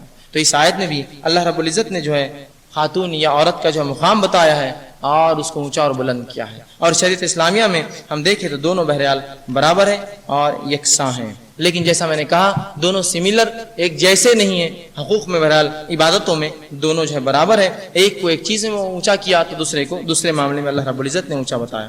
آئیے آگے ہم دیکھتے ہیں اسلام میں اللہ رب العزت کا تصور کیا ہے، اس لیے کہ یہ تمام چیزیں دنیاوی اعتبار سے ختم ہونے کے بعد جب عقائد کا معاملہ آتا ہے تو یہ بھی بڑا ضروری ہے عالمی امن کے لیے عقائد کے معاملے میں۔ اور اللہ رب العزت نے ایسے عقائد مسلمانوں کو دیے، اور یہ اس دین کا شرف ہے کہ اس کا رب جو ہے وہ رب العالمین ہے، ورنہ جتنے ادیان آپ پائیں گے ان کے معبود جو ہوتے ہیں وہ مخصوص علاقے میں، مخصوص قوموں میں اور مخصوص حد تک چلتے ہیں۔ یہ اللہ رب العزت کی خصوصیت ہے کہ وہ سارے عالم کا رب ہے، دنیا کی چاہے جو مذہب کی کتاب اٹھا لے ان کا رب مخصوص ہے، یا تو کسی قوم کا رب ہے، کسی قوم سے محبت کرتا ہے، اس قوم سے اس کو الفت ہے، یا اس قوم کا رب ہے، یا ایک علاقے کا رب ہے، ایک خطے کا رب ہے۔ لیکن جہاں معاملہ اللہ رب العزت کا ہے تو ایک ایسا تصور اس امت کو دیا گیا جو عالمی امن قائم کرنے کے لیے سب سے بنیاد بنتا ہے، وہ ایک رب کا تصور، ایک رب کا تصور۔ اور کسی کہنے والے نے ایک بڑی زبردست بات کہی تھی کہ رسول اللہ صلی اللہ علیہ وسلم نے جب کعبے کے اندر سے بتوں کو گرایا اور ڈھا کر ختم کیا فتح مکہ کے بعد، تو در حقیقت یہ رسول اللہ صلی اللہ علیہ وسلم ان کے بتوں کی بے حرمتی نہیں کر رہے تھے، بلکہ وہ انسانیت کو ایک پلیٹ فارم پہ لا رہے تھے جو بتوں کے نام پر انہوں نے اختلاف کر رکھے تھے۔ سب بتوں کو ختم کر کے ایک رب، تو پھر ایک قوم، تو پھر ایک بات، تو پھر ایک کلمہ، اور پھر سب انسان ایک، یہ معاملہ تھا۔ تو بہرحال تو اللہ کے تعلق سے ہم جانتے ہیں، یہ رب کے تعلق سے ہم جانتے ہیں۔ قرآن میں اللہ رب فرماتا ہے جو کہ سورہ بقرہ، سورہ فاتحہ کی پہلی آیت ہے، الحمدللہ رب العالمین، تمام تعریفیں اس اللہ کے لیے جو سارے عالم کا رب ہے۔ تو قرآن میں رب کا تصور عالمی تصور ہے، یاد رکھیے، علاقائی، کسی خطے کا، کسی مخصوص قوم کا، کسی رنگت والے کا، کسی زبان کا، کسی عورت یا مرد کا رب نہیں اللہ، بلکہ عالمین، تمام عالم کا رب ہے۔ جب رب عالم کا ہے تو ظاہر سی بات ہے اس کی تمام اس مذہب کی باتیں عالم کی ہوں گی، کسی خطے اور کسی علاقے سے جو ہے اس کا معاملہ نہیں ہوگا، بلکہ اگر اس کا رب عالم کا رب ہے تو پورے عالم کے مسائل، پورے عالم کی بات یہ دین اور یہ شریعت کرتی ہے۔ اور اسی بات کو اللہ رب العزت یوں فرماتا ہے، قل اعوذ برب الناس، سورہ ناس کی پہلی آیت، کہ جو ہے میں پناہ مانگتا ہوں جو ہے انسانوں کے رب۔ تو یہاں بھی اللہ کو جو انسانیت کا رب کہا، تو اس دین کا یہ شرف ہے کہ اس کا رب رب العالمین ہے۔ اس کی کتاب قرآن، اس کتاب کا یہ شرف ہے کہ دنیا کی کوئی کتاب یہ نہیں بتاتی ہے کہ وہ کس کے لیے آئی ہے، بھیجنے والا کون ہے، کہاں جائیں گی، کیا معاملہ ہو۔ قرآن کی یہ فضیلت اور یہ شرف ہے کہ وہ بتاتا ہے وہ کس کے لیے ہے۔ اور اللہ رب العزت نے سورہ بقرہ آیت نمبر 185 میں وضاحت کر دی اور کہا، شہر رمضان الذی انزل فیہ القرآن ھدی للناس بینات من الھدی والفرقان، رمضان وہ مہینہ تھا جس میں اللہ نے قرآن کا نزول کیا انسانیت کی ہدایت کے لیے۔ عربوں کی ہدایت نہیں کہا، مسلمانوں کی ہدایت نہیں کہا، بلکہ کہا انسانیت کی ہدایت کے لیے، کسی خطے، کسی علاقے، کسی زبان والوں کی ہدایت کی بات نہیں کی، بلکہ کہا انسانیت کی ہدایت کے لیے کتاب آئی ہے قرآن۔ اور فرقان ہے، فرق کرنے والی کتاب اچھائی اور برائی کے اندر۔ اس کی وضاحت اللہ رب العزت نے اس آیت میں کر دی۔ آئیے آگے ہم دیکھتے ہیں اللہ عبادت کس کی چاہتا ہے۔ کون اللہ کی عبادت کرے؟ اس کے تعلق سے اللہ رب العزت کا قرآن کا پہلا حکم سورہ بقرہ آیت نمبر 21 میں اللہ رب العزت فرماتا ہے یا ایھا الناس اعبدوا ربکم الذی خلقکم والذین من قبلکم لعلکم تتقون. اے لوگو، یہ قرآن کا پہلا حکم یاد رکھیے. سورہ بقرہ میں جو پہلا حکم اللہ نے دیا وہ انسانیت کے نام ہے، مسلمانوں کے نام نہیں. یا ایھا الناس اعبدوا، عبادت کرو اس رب کی جس نے تمہیں پیدا کیا اور تم سے پچھلوں کو پیدا کیا، لعلکم تتقون، تاکہ اللہ کا ڈر پاس اور لحاظ اختیار کرو. تو یہاں بھی اللہ رب العزت چاہتا ہے پوری انسانیت اس کی عبادت کرے، ورنہ دیگر تمام مذاہب میں معبود مخصوص ہے، مخصوص لوگ عبادت کر سکتے ہیں، حتیٰ کہ عبادت گاہوں میں مخصوص لوگ گھس سکتے ہیں، سب نہیں جا سکتے ہیں. تو یہاں کا عبادت سب کرے اس رب کی. رب العزت اللہ جو ہے وہ رب العالمین ہے، اور فرمایا قرآن تمام انسانیت کے لیے بھیجی گئے. تو جب تمام چیزیں انسانیت کے لیے، تو یقیناً اس دین کے اندر عالمی پیغام ہے، عالمی پیغام. آگے آئیے خود رسول اللہ صلی اللہ علیہ وسلم کے تعلق سے قرآن کیا کہتا ہے. اللہ رب العزت فرماتا ہے سورہ اعراف کی آیت نمبر 158 کے اندر 158 میں اللہ فرماتا ہے قل یا ایھا الناس انی رسول اللہ الیکم جمیعا، اے محمد صلی اللہ علیہ وسلم انسانیت سے کہہ دو میں تم سب کی طرف اللہ کا رسول بنا کر بھیجا گیا ہوں. یہ نہیں کہا میں عربوں کی طرف، میں مسلمانوں کی طرف، میں ہند کے لوگوں کی طرف یا بر صغیر یا چین، ایسا نہیں کہا. میں تمام انسانیت کے لیے اللہ کا نبی بنا کر بھیجا گیا ہوں. انی رسول اللہ علیکم جمیعا، میں اللہ کا رسول بنا کر تم سب انسانیت کی طرف بھیجا گیا ہوں. تو اس کا نبی بھی عالمی نبی، اس کا رب بھی رب العالمین، اس کا قرآن بھی جو ہے عالم کے لیے ہے، اور خود امت مسلمہ یہ بھی عالم کے لیے ہے. کنتم خیر امت اخرجت للناس، کہ تم بہترین امت ہو جو انسانوں کے لیے نکالی گئی ہو. ہمارا مقصد بھی انسان ہے، اسی کے لیے ہم بھی نکالے گئے. تو یہاں اس قرآن نے عالمیت کا جو اعلان کر دیا اس دین نے کہ اللہ رب العالمین، محمد صلی اللہ علیہ رحمت للعالمین، قرآن ذکر للعالمین، تمام باتیں عالم کے تعلق سے کہیں. تو یہ دین اپنے اندر ہی صلاحیت رکھتا ہے کہ اس عالم کے اندر امن قائم کرے. بہرحال جب بھی امن کی بات ہوتی ہے تو امن کے خلاف جو چیز ہے اس کا تذکرہ سب سے پہلے آتا ہے، اور وہ ہے امن کے خلاف، شانتی اور پیس کے خلاف جو ہوتا ہے وہ ہے دہشت گردی، لوگوں کو ڈرانا، قتل و غارت گری، چوری چکاری، زنا اور تمام گناہ جو ہے یہ امن کے خلاف ہے. ہم کہیں گے یہاں امن ہے اور کہیں چوری ہوتی ہے، زنا ہوتا ہے، تکلیف دیتا ہے، قتل و غارت گری ہوتی ہے، خون ہوتا ہے، فلاں ہوتا ہے، ہم کہیں گے وہاں بے امنی ہے، برائی ہے. تو امن کا الٹ بے امنی ہوتی ہے. تو آئیے اس تعلق سے شریعت نے کیا حکم دیا، جو آج مسلمانوں پہ سب سے بڑا الزام ہے کہ یہ وہ قوم ہے جو سب سے زیادہ بے امنی دنیا میں پھیلا رہی ہے. تو آئیے اس رب کے پاس، اس شریعت اور دین میں انسانی جان کی کیا ویلیو ہے، کیا قیمت ہے، کیا قدر ہے، وہ جان لے. بات سمجھ میں آ جائیں گے. آئیے ہم دیکھتے ہیں انسانی جان کی کیا قیمت ہے. مساوات کی تعلیم تو ہم سمجھ گئے، اب اس کی جان کی قیمت جان لیجیے. اللہ فرماتا ہے سورہ مائدہ سورہ نمبر 5 آیت نمبر اس کی 32 میں اللہ فرماتا ہے اور کہتا ہے ومن قتل نفس بغیر نفس او فساد فی الارض فکأنما قتل الناس جميعا ومن احیاها فکأنما احیا الناس جميعا. کہ کسی شخص نے اگر کسی ایک انسان کو بلا وجہ قتل کر دیا، انسانی جان کی قیمت جان لیجیے. آج اگر کسی انسان نے کسی انسان کو بلا وجہ قتل کیا، اس کی مثال ایسی ہے یا اس پر ایسا گناہ عائد کریں گے اللہ جیسا اس نے پوری انسانیت کو قتل کیا. سبحان اللہ. تمام ادیان نے یہ تو کہا کہ خون غلط ہے، خون کرنا غلط ہے، لیکن کتنا غلط ہے. شریعت بول رہی تمام انسانوں کے خون کا عذاب اس پر آئے گا اگر ایک کو قتل کرتا ہے بے جا. اب اس کے آگے کیا، شریعت اس کے آگے جاتی ہے. ایک تو کہ قتل مت کرو برا ہے، لیکن اس کے آگے کیا، ومن احیاها، جس نے کسی ایک انسان کی جان بچا لی اس نے تمام انسان کی گویا جان بچا لی. یہ ثواب بھی ہے اس کے اوپر، کہ جس نے ومن احیاها فکأنما احیا الناس جميعا، جس نے ایک انسان کو بچا لیا اس نے تمام انسانیت کو بچا لیا. تو گناہ اندازہ لگا، یہ نہیں کہا کسی ایک مسلمان کو قتل کیا، نہیں، کسی انسان کو قتل کیا، مسلم یا غیر مسلم، کسی انسان کو بچا لیا، مسلم یا غیر مسلم، ثواب اتنا ہی ہے. قتل کیا تو پوری قتل کا، اور بچا لیا تو پوروں کو بچانے کا. اتنا زبردست اجر اس اللہ نے دیا اپنی کتاب میں، اور اتنا زبردست سنگین جرم بتایا جو کسی کو بلا وجہ قتل کرے. تو بے امنی کی سب سے پہلی وجہ قتل و غارت گری ہوتی ہے. شریعت نے تو یہ دین تو آیا اس لیے تھا کہ بے امنی کو اور قتل و غارت گری کو، یہ سب کو، ناانصافی کو ختم کر کے انصاف اور عدل کو دنیا میں قائم کر دے. لیکن آج اسی دین کو لوگ کہہ رہے یہ ناانصافی کرتا ہے دنیا میں. کیسی افسوس کی بات ہے. اس کے لیے ذمہ دار ہم ہیں اس کے لیے ذمہ دار. یہ کتاب، یہ شریعت، یہ دین، یہ رسول نہیں، ہم ہیں. لیکن ہمارے یہ اس رویے سے آج ہوا کیا کہ قرآن پر الزام لگا، رسول اللہ کی ذات پر الزام لگا، اللہ پر الزام لگا. کیا کچھ نہیں ہوا ہمارے اعمال سے. تو یہ ضرورت ہے کہ اس امن کے پیغام کو ہم اپنے اندر رکھیں اور دوسروں تک پہنچائیں. اور جیسا میں نے کہا, جب امن اندر ہوگا وہ امن باہر نکلیں گے.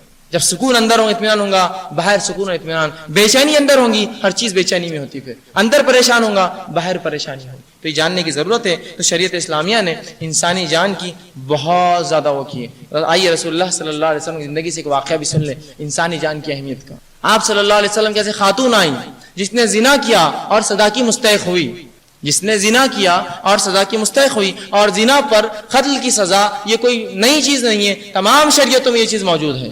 حتیٰ کہ یہود و نصارہ کی شریعت میں یہ چیز موجود ہے کہ جو زنا کرے سزائے موت ہے. رسول اللہ کے پاس ایک اللہ کے رسول, مجھ سے گناہ ہوا, خطا ہوئی, مجھے آپ قتل کر دیجئے, اس کی سزا دیجئے. رسول اللہ صلی اللہ علیہ وسلم نے کہا ٹھیک ہے, لیکن اس نے کہا میں حاملہ ہوں, میں حمل سے ہوں. کہا ٹھیک ہے, پھر تم چلے جاؤ, یہ اس کی پیدائش کے بعد آنا. وہ خاتون چلی گئی, پیدائش کے بعد آئی. کہا اللہ کے رسول اب مجھے سزا دے دیجیے. کہا ابھی بہت چھوٹا ہے, دودھ پیتا ہے, یہ جب کھانے پینے لگے جب آنا. وہ چلے گئی, پھر نکل کر پھر آئی اس بچے کو لے کے, جب وہ کھانے پینے لگا اور رسول اللہ کے پاس لا کے اللہ کے رسول دیکھو یہ کھا رہا ہے, اور وہ بچہ واقعی میں کچھ ہاتھ میں لے کے کھا رہا تھا. رسول اللہ صلی اللہ علیہ وسلم نے سزا کا حکم دیا.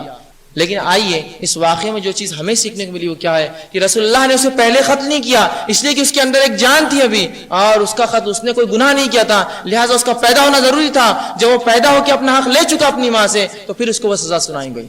تو انسانی جان کی یہ ویلیو ہے اسلام کے اندر, بہت زیادہ قدر ہے انسانی جان کی.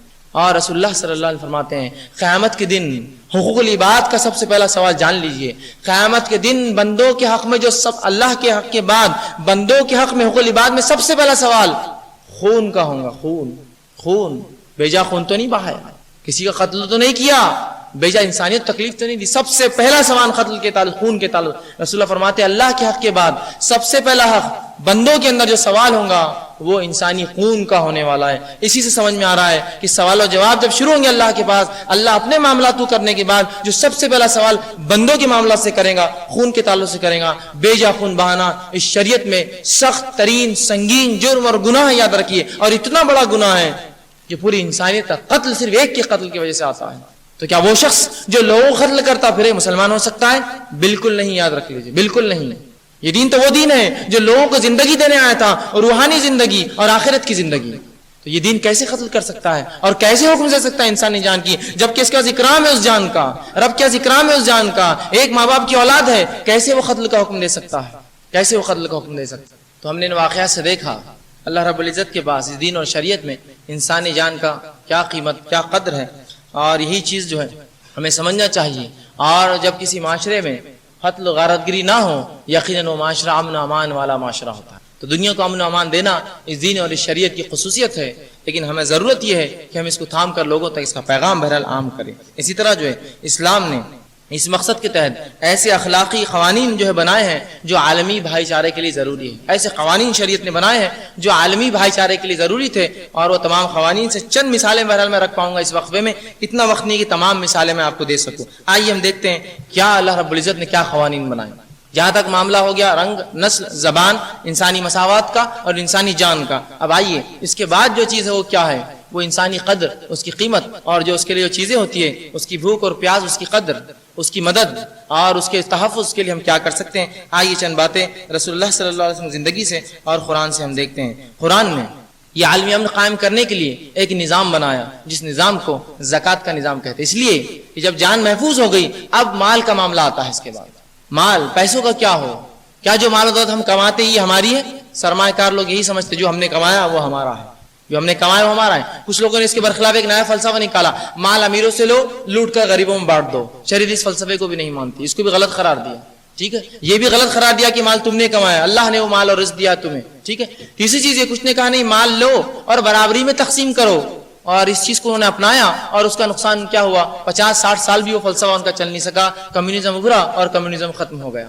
شریعت نے اس کے برعکس عالمی امن کے لیے ایک زبردست نظام دیا, زکوٰۃ کا نظام.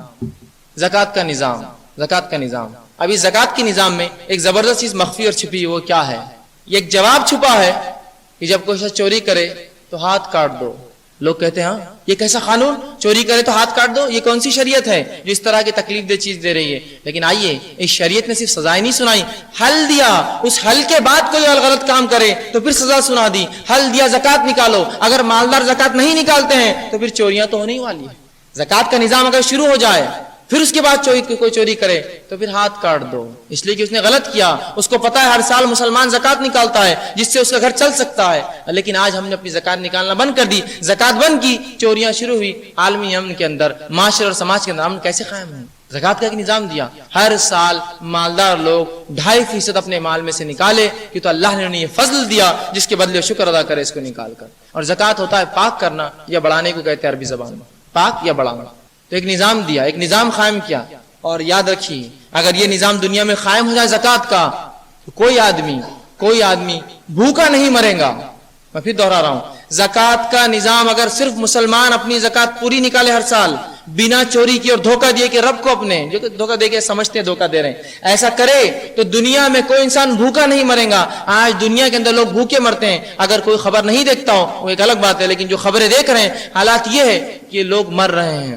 عرب ممالک کے اندر، عرب کہہ رہا ہوں بہرحال افریقہ کے ممالک کے اندر لوگ مر رہے ہیں، بھوک سے مر رہے ہیں، اور وہ کوئی اور نہیں، وہ ہمارا ہی بھائی ہے، انسانیت کے ناطے بھائی اور دین کے ناطے بھائی دونوں ہیں، مر رہے ہیں اس میں، کیوں تو ہم زکوٰۃ نہیں نکالتے اپنے۔ تو ایک نظام دیا اور کہا اس نظام کے قائم ہونے کے بعد پھر کوئی چوری کرے تو ہاتھ کاٹ دو۔ تو شریعت نے صرف سزا نہیں سنائی، حل دیا چوری کا کہ زکوٰۃ نکالے، مالدار زکوٰۃ نکالیں گے انشاءاللہ معاشرے میں چوریاں نہیں ہوں گی، اس لیے کہ انسان کو پتا ہے کچھ نہ کچھ مالدار ہر سال ہمیں دیں گے، لہذا چوری مت کرو۔ لیکن جب نظام بند ہوا تو بے امنی ہوئی، تو ایک زبردست نظام دیا عالمی امن کے لیے، یہ نظام کہیں موجود نہیں، افسوس مسلمانوں نے اس نظام کو چھوڑ دیا اور کچھ اور قوموں نے اپنایا۔ ایک قوم کی مثال دوں گا تاکہ اس نظام کو دیکھ کر کم از کم شرم آئے ہم کو۔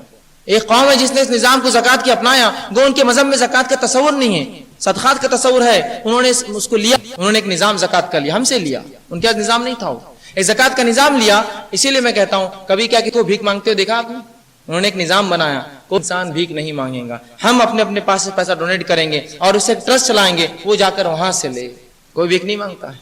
ایک نظام بنا دیا زبردست، وہ نظام تو ہمارا تھا، ہم نے دیا تھا عالمی امن کے لیے وہ نظام کہ مال برابر تقسیم ہو لوگوں میں، امیروں کا مال لیا جائے اور غریبوں میں دیا جائے، کہ تو اللہ کا فضل ہے جو امیروں نے لیا وہ غریبوں میں اس کا حق ہے اور ان کو دیا جائے اس میں سے نکال کر۔ تو یہ بھی عالمی امن قائم کرنے کے لیے زکوٰۃ کے نظام کو ہم کو وہ کرنا ہے، لیکن آج ہم دیکھتے ہیں اس نظام کو ہم نے مکمل طور سے برباد کر دیا، مکمل طور سے زبردست نظام تھا اس کو برباد کر دیا، اور جو قوم دینے والی تھی آج وہ قوم بھیک مانگنے اور لینے پہ مجبور ہے، اس لیے کہ زکوٰۃ جب مال سے نہیں نکلتی، بہرحال اس کے کیا نقصانات ہیں، میرا پورا عنوان اس پر آئیں گا انشاءاللہ، نماز اور زکوٰۃ کی اہمیت، اس میں انشاءاللہ تفصیلات میں جاؤں گا۔ بہرحال اس کا نقصان یہ ہوا کہ زکوٰۃ نہیں نکالنے سے ہمارے مال میں بھی گراوٹ آ گئی، تو بہرحال ایک زبردست نظام تھا جس سے ہم بتا سکتے تھے لوگوں کو، اور یہ عالمی امن کے لیے ضروری ہے کہ مالداروں سے مال لے کر غریبوں میں تقسیم کیا جائے۔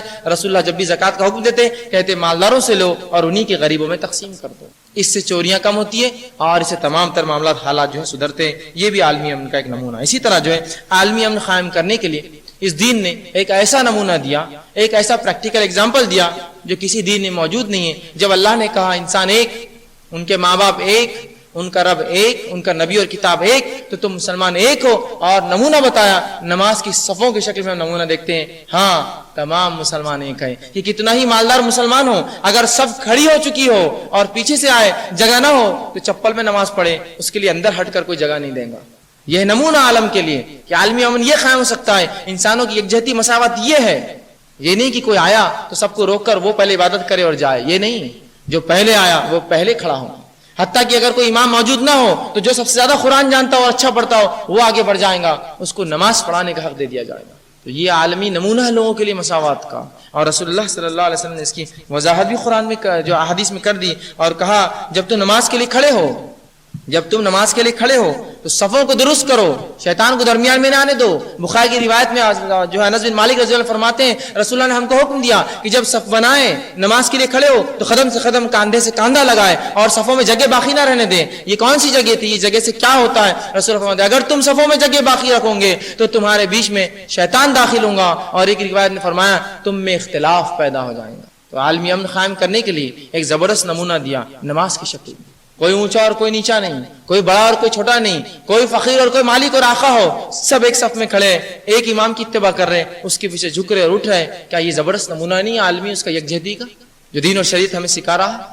اور اس سے بھی زبردست چیز جو مساوات کی تعلیم شریعت نے دی وہ حج کو آپ لیجئے، جو عالمی مساوات کا ایک ایسا مرکز ہے کہ جس کو دیکھ کر کسی کا دل ایسا نہ ہو جو کانپ نہ جائے اس کو دیکھ کر کہ کیا مساوات ہے، کیا زبردست تعلیم ہے کہ مسلمان چاہے بادشاہ ہو چاہے فقیر ہو 2 ٹکڑوں میں لپٹا ہوا ہے، سفید رنگ کے، کوئی کلر بھی نہ ہو اس میں، سفید رنگ کے 2 چادروں میں لپٹا ہوا ہے. اور کوئی ایسی چیز نہیں ہے جس سے شناخت ہو کہ مالدار ہے.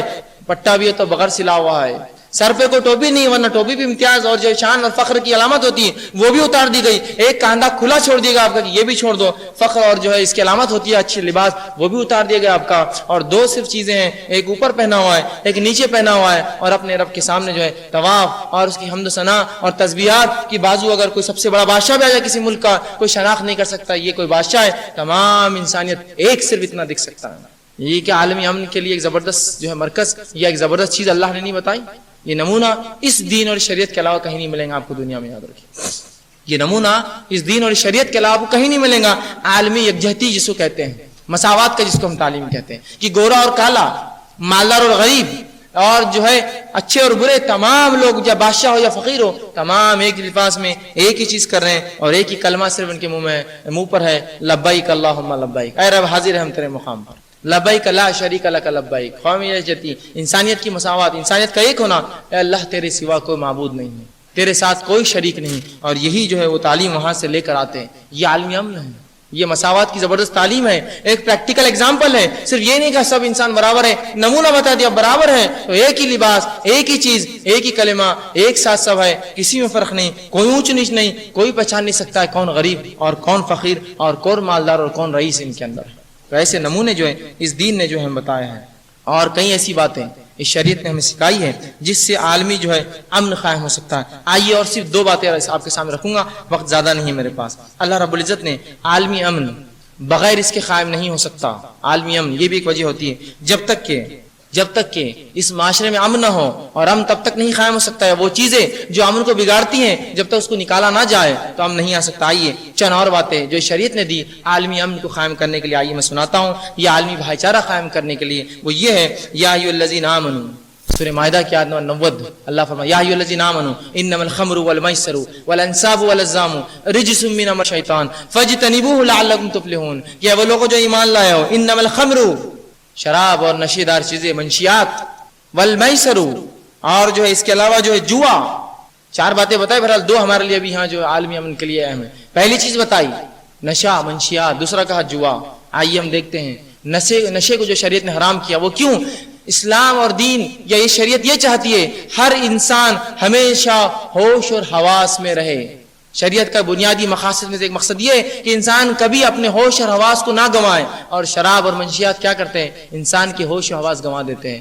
آج دنیا میں جو ممالک اپنے آپ کو سب سے زیادہ تعلیم یافتہ اور اپنے آپ کو سب سے زیادہ جدید اور اپنے آپ کو سب سے اچھا کہتے ہیں، سب سے بڑی انڈسٹری جو وہ چلاتے ہیں وہ انٹرٹینمنٹ ہے، اور سب سے زیادہ دوائیں اور جو چیز چلتی ہے وہ یہ ہے کہ کھا کر سو جاؤ یا منشیات لے کر رہو. سوال یہ ہے جو ریئل ورلڈ میں رہنے والے لوگ ہیں ان کو منشیات کی کیوں ضرورت ہے، نشے کی کیوں ضرورت ہے؟ اس لیے کہ نشے کی ضرورت تب پڑتی ہے جب انسان ریئل ورلڈ میں اصلی حالت میں رہنا پسند نہ کرے. اور انٹرٹینمنٹ جب ضرورت پڑتی ہے جب وہ اندر سے پریشان ہو، تبھی اس کو دوسری چیزوں کی ضرورت ہوتی ہے، کھیل تماشا دیکھنے کی. تو کیوں وہ اتنے جدید اور اعلیٰ ہو کر اتنے زیادہ پریشان ہیں؟ سب سے بڑی انڈسٹری ان کے پاس انٹرٹینمنٹ ہے، اور سب سے زیادہ گولیاں نیند کی کھاتے ہیں یا منشیات لیتے ہیں. اس لیے کہ ان کے پاس سکون نہیں ہے. اندر سکون ہوگا تو باہر سکون ہوگا، اندر خالی ہوگا تو انسان سکون حاصل کرنے کے چکر میں جائے گا. یہ نشہ، شریعت نے اس نشے کو حرام قرار دیا جو کہ عالمی امن کے لیے ایک بہت بڑی بنیاد ہے. منشیات اور نشہ انسان کو کیا کرتے ہیں اور کیا کچھ گناہ نہیں ہوتے نشے کے بعد. آپ لوگ جانتے ہیں، سب جانتے ہیں، واقعات پڑھ رہے ہیں کہ نشہ کرنے، شراب پینے کے بعد کسی نے اپنی بیٹی سے زنا کر لیا. واقعات دور کے نہیں، ہمارے ممالک میں بھی آج کل یہ معاملات ہو رہے ہیں، ہمارے آس پاس یہ حالات کہ تو یہ نشے نے کیا کیا؟ آپ کی ہوش گنوا دی. شریعت نہیں چاہتی کبھی ایک مومن ہوش گنوائے.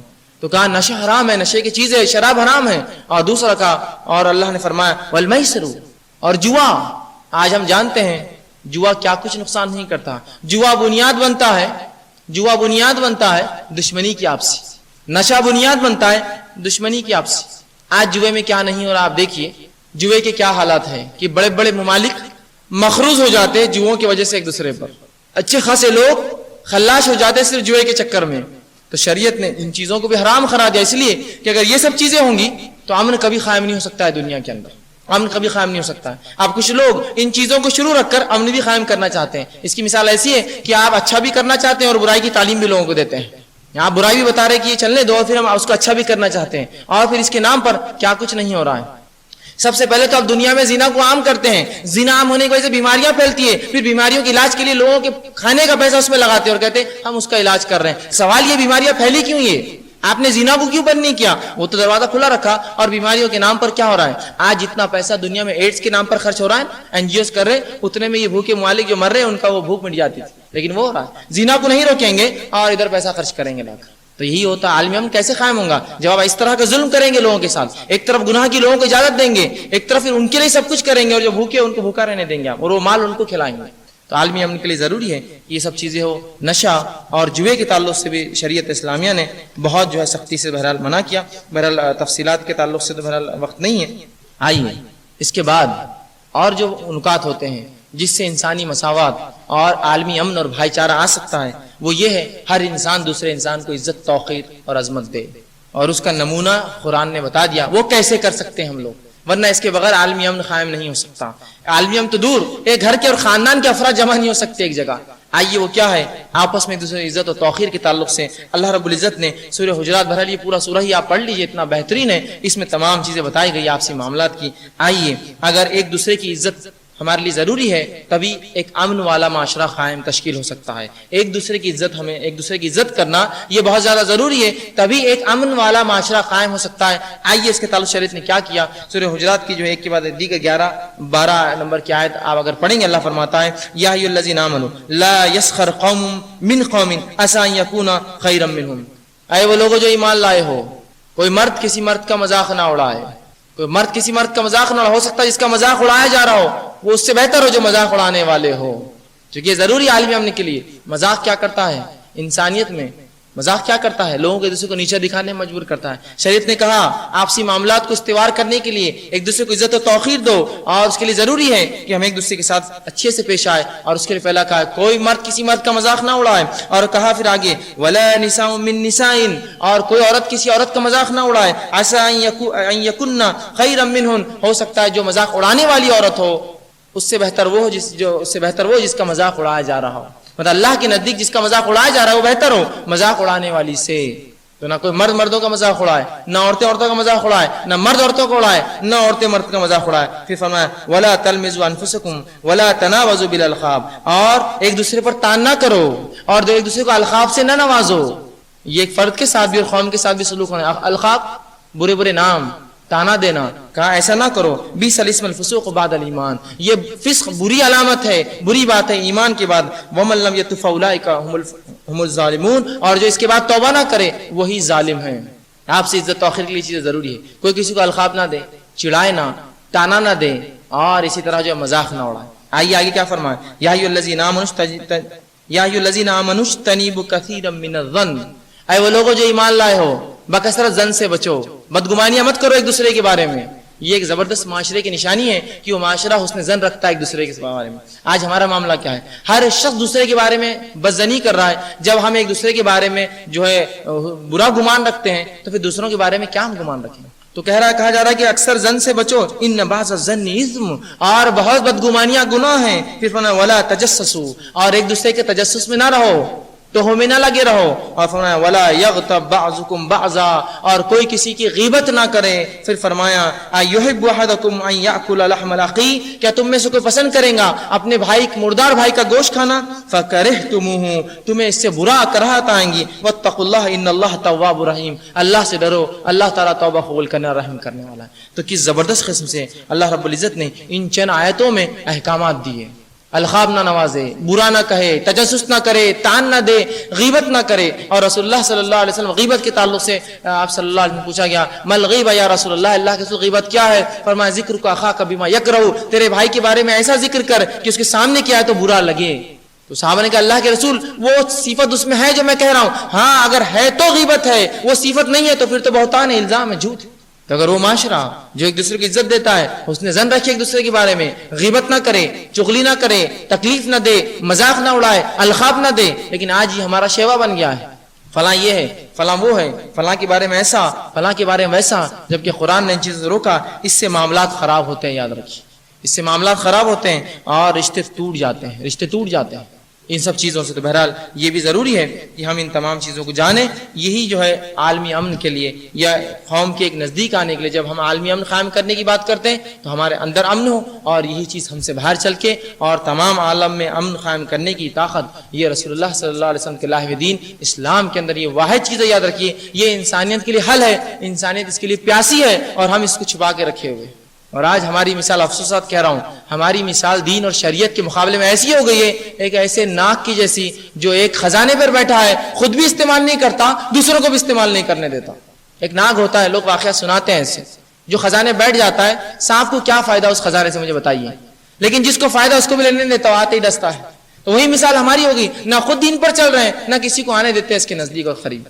یہ حالت ہم نے اپنے آپ کی کر لی. عالمی امن کی جب ہم بات کرتے ہیں تو اس شریعت اس معاشرے میں امن ہو، اور یہی پیغام ہم لوگوں تک لے کے ہمیں اٹھنا ہے، اور یہی ہمارا ذمہ ہے، یہی ہمارا فریض منصبی ہے. اور اس کی تفصیلات میں نے جو اسلام دعوت اسلام بہرحال اس کے اندر اس کی تمام تفصیلات میں نے آپ کے سامنے رکھنے کی کوشش بہرحال کی تھی. اور بہرحال امن قائم کرنے کا، عالمی امن کا ایک نسخہ بھی قرآن نے دیا ہے. اس نسخے کو رکھ کے بات کو اپنی ختم کروں گا. اور وہ نسخہ کیا ہے؟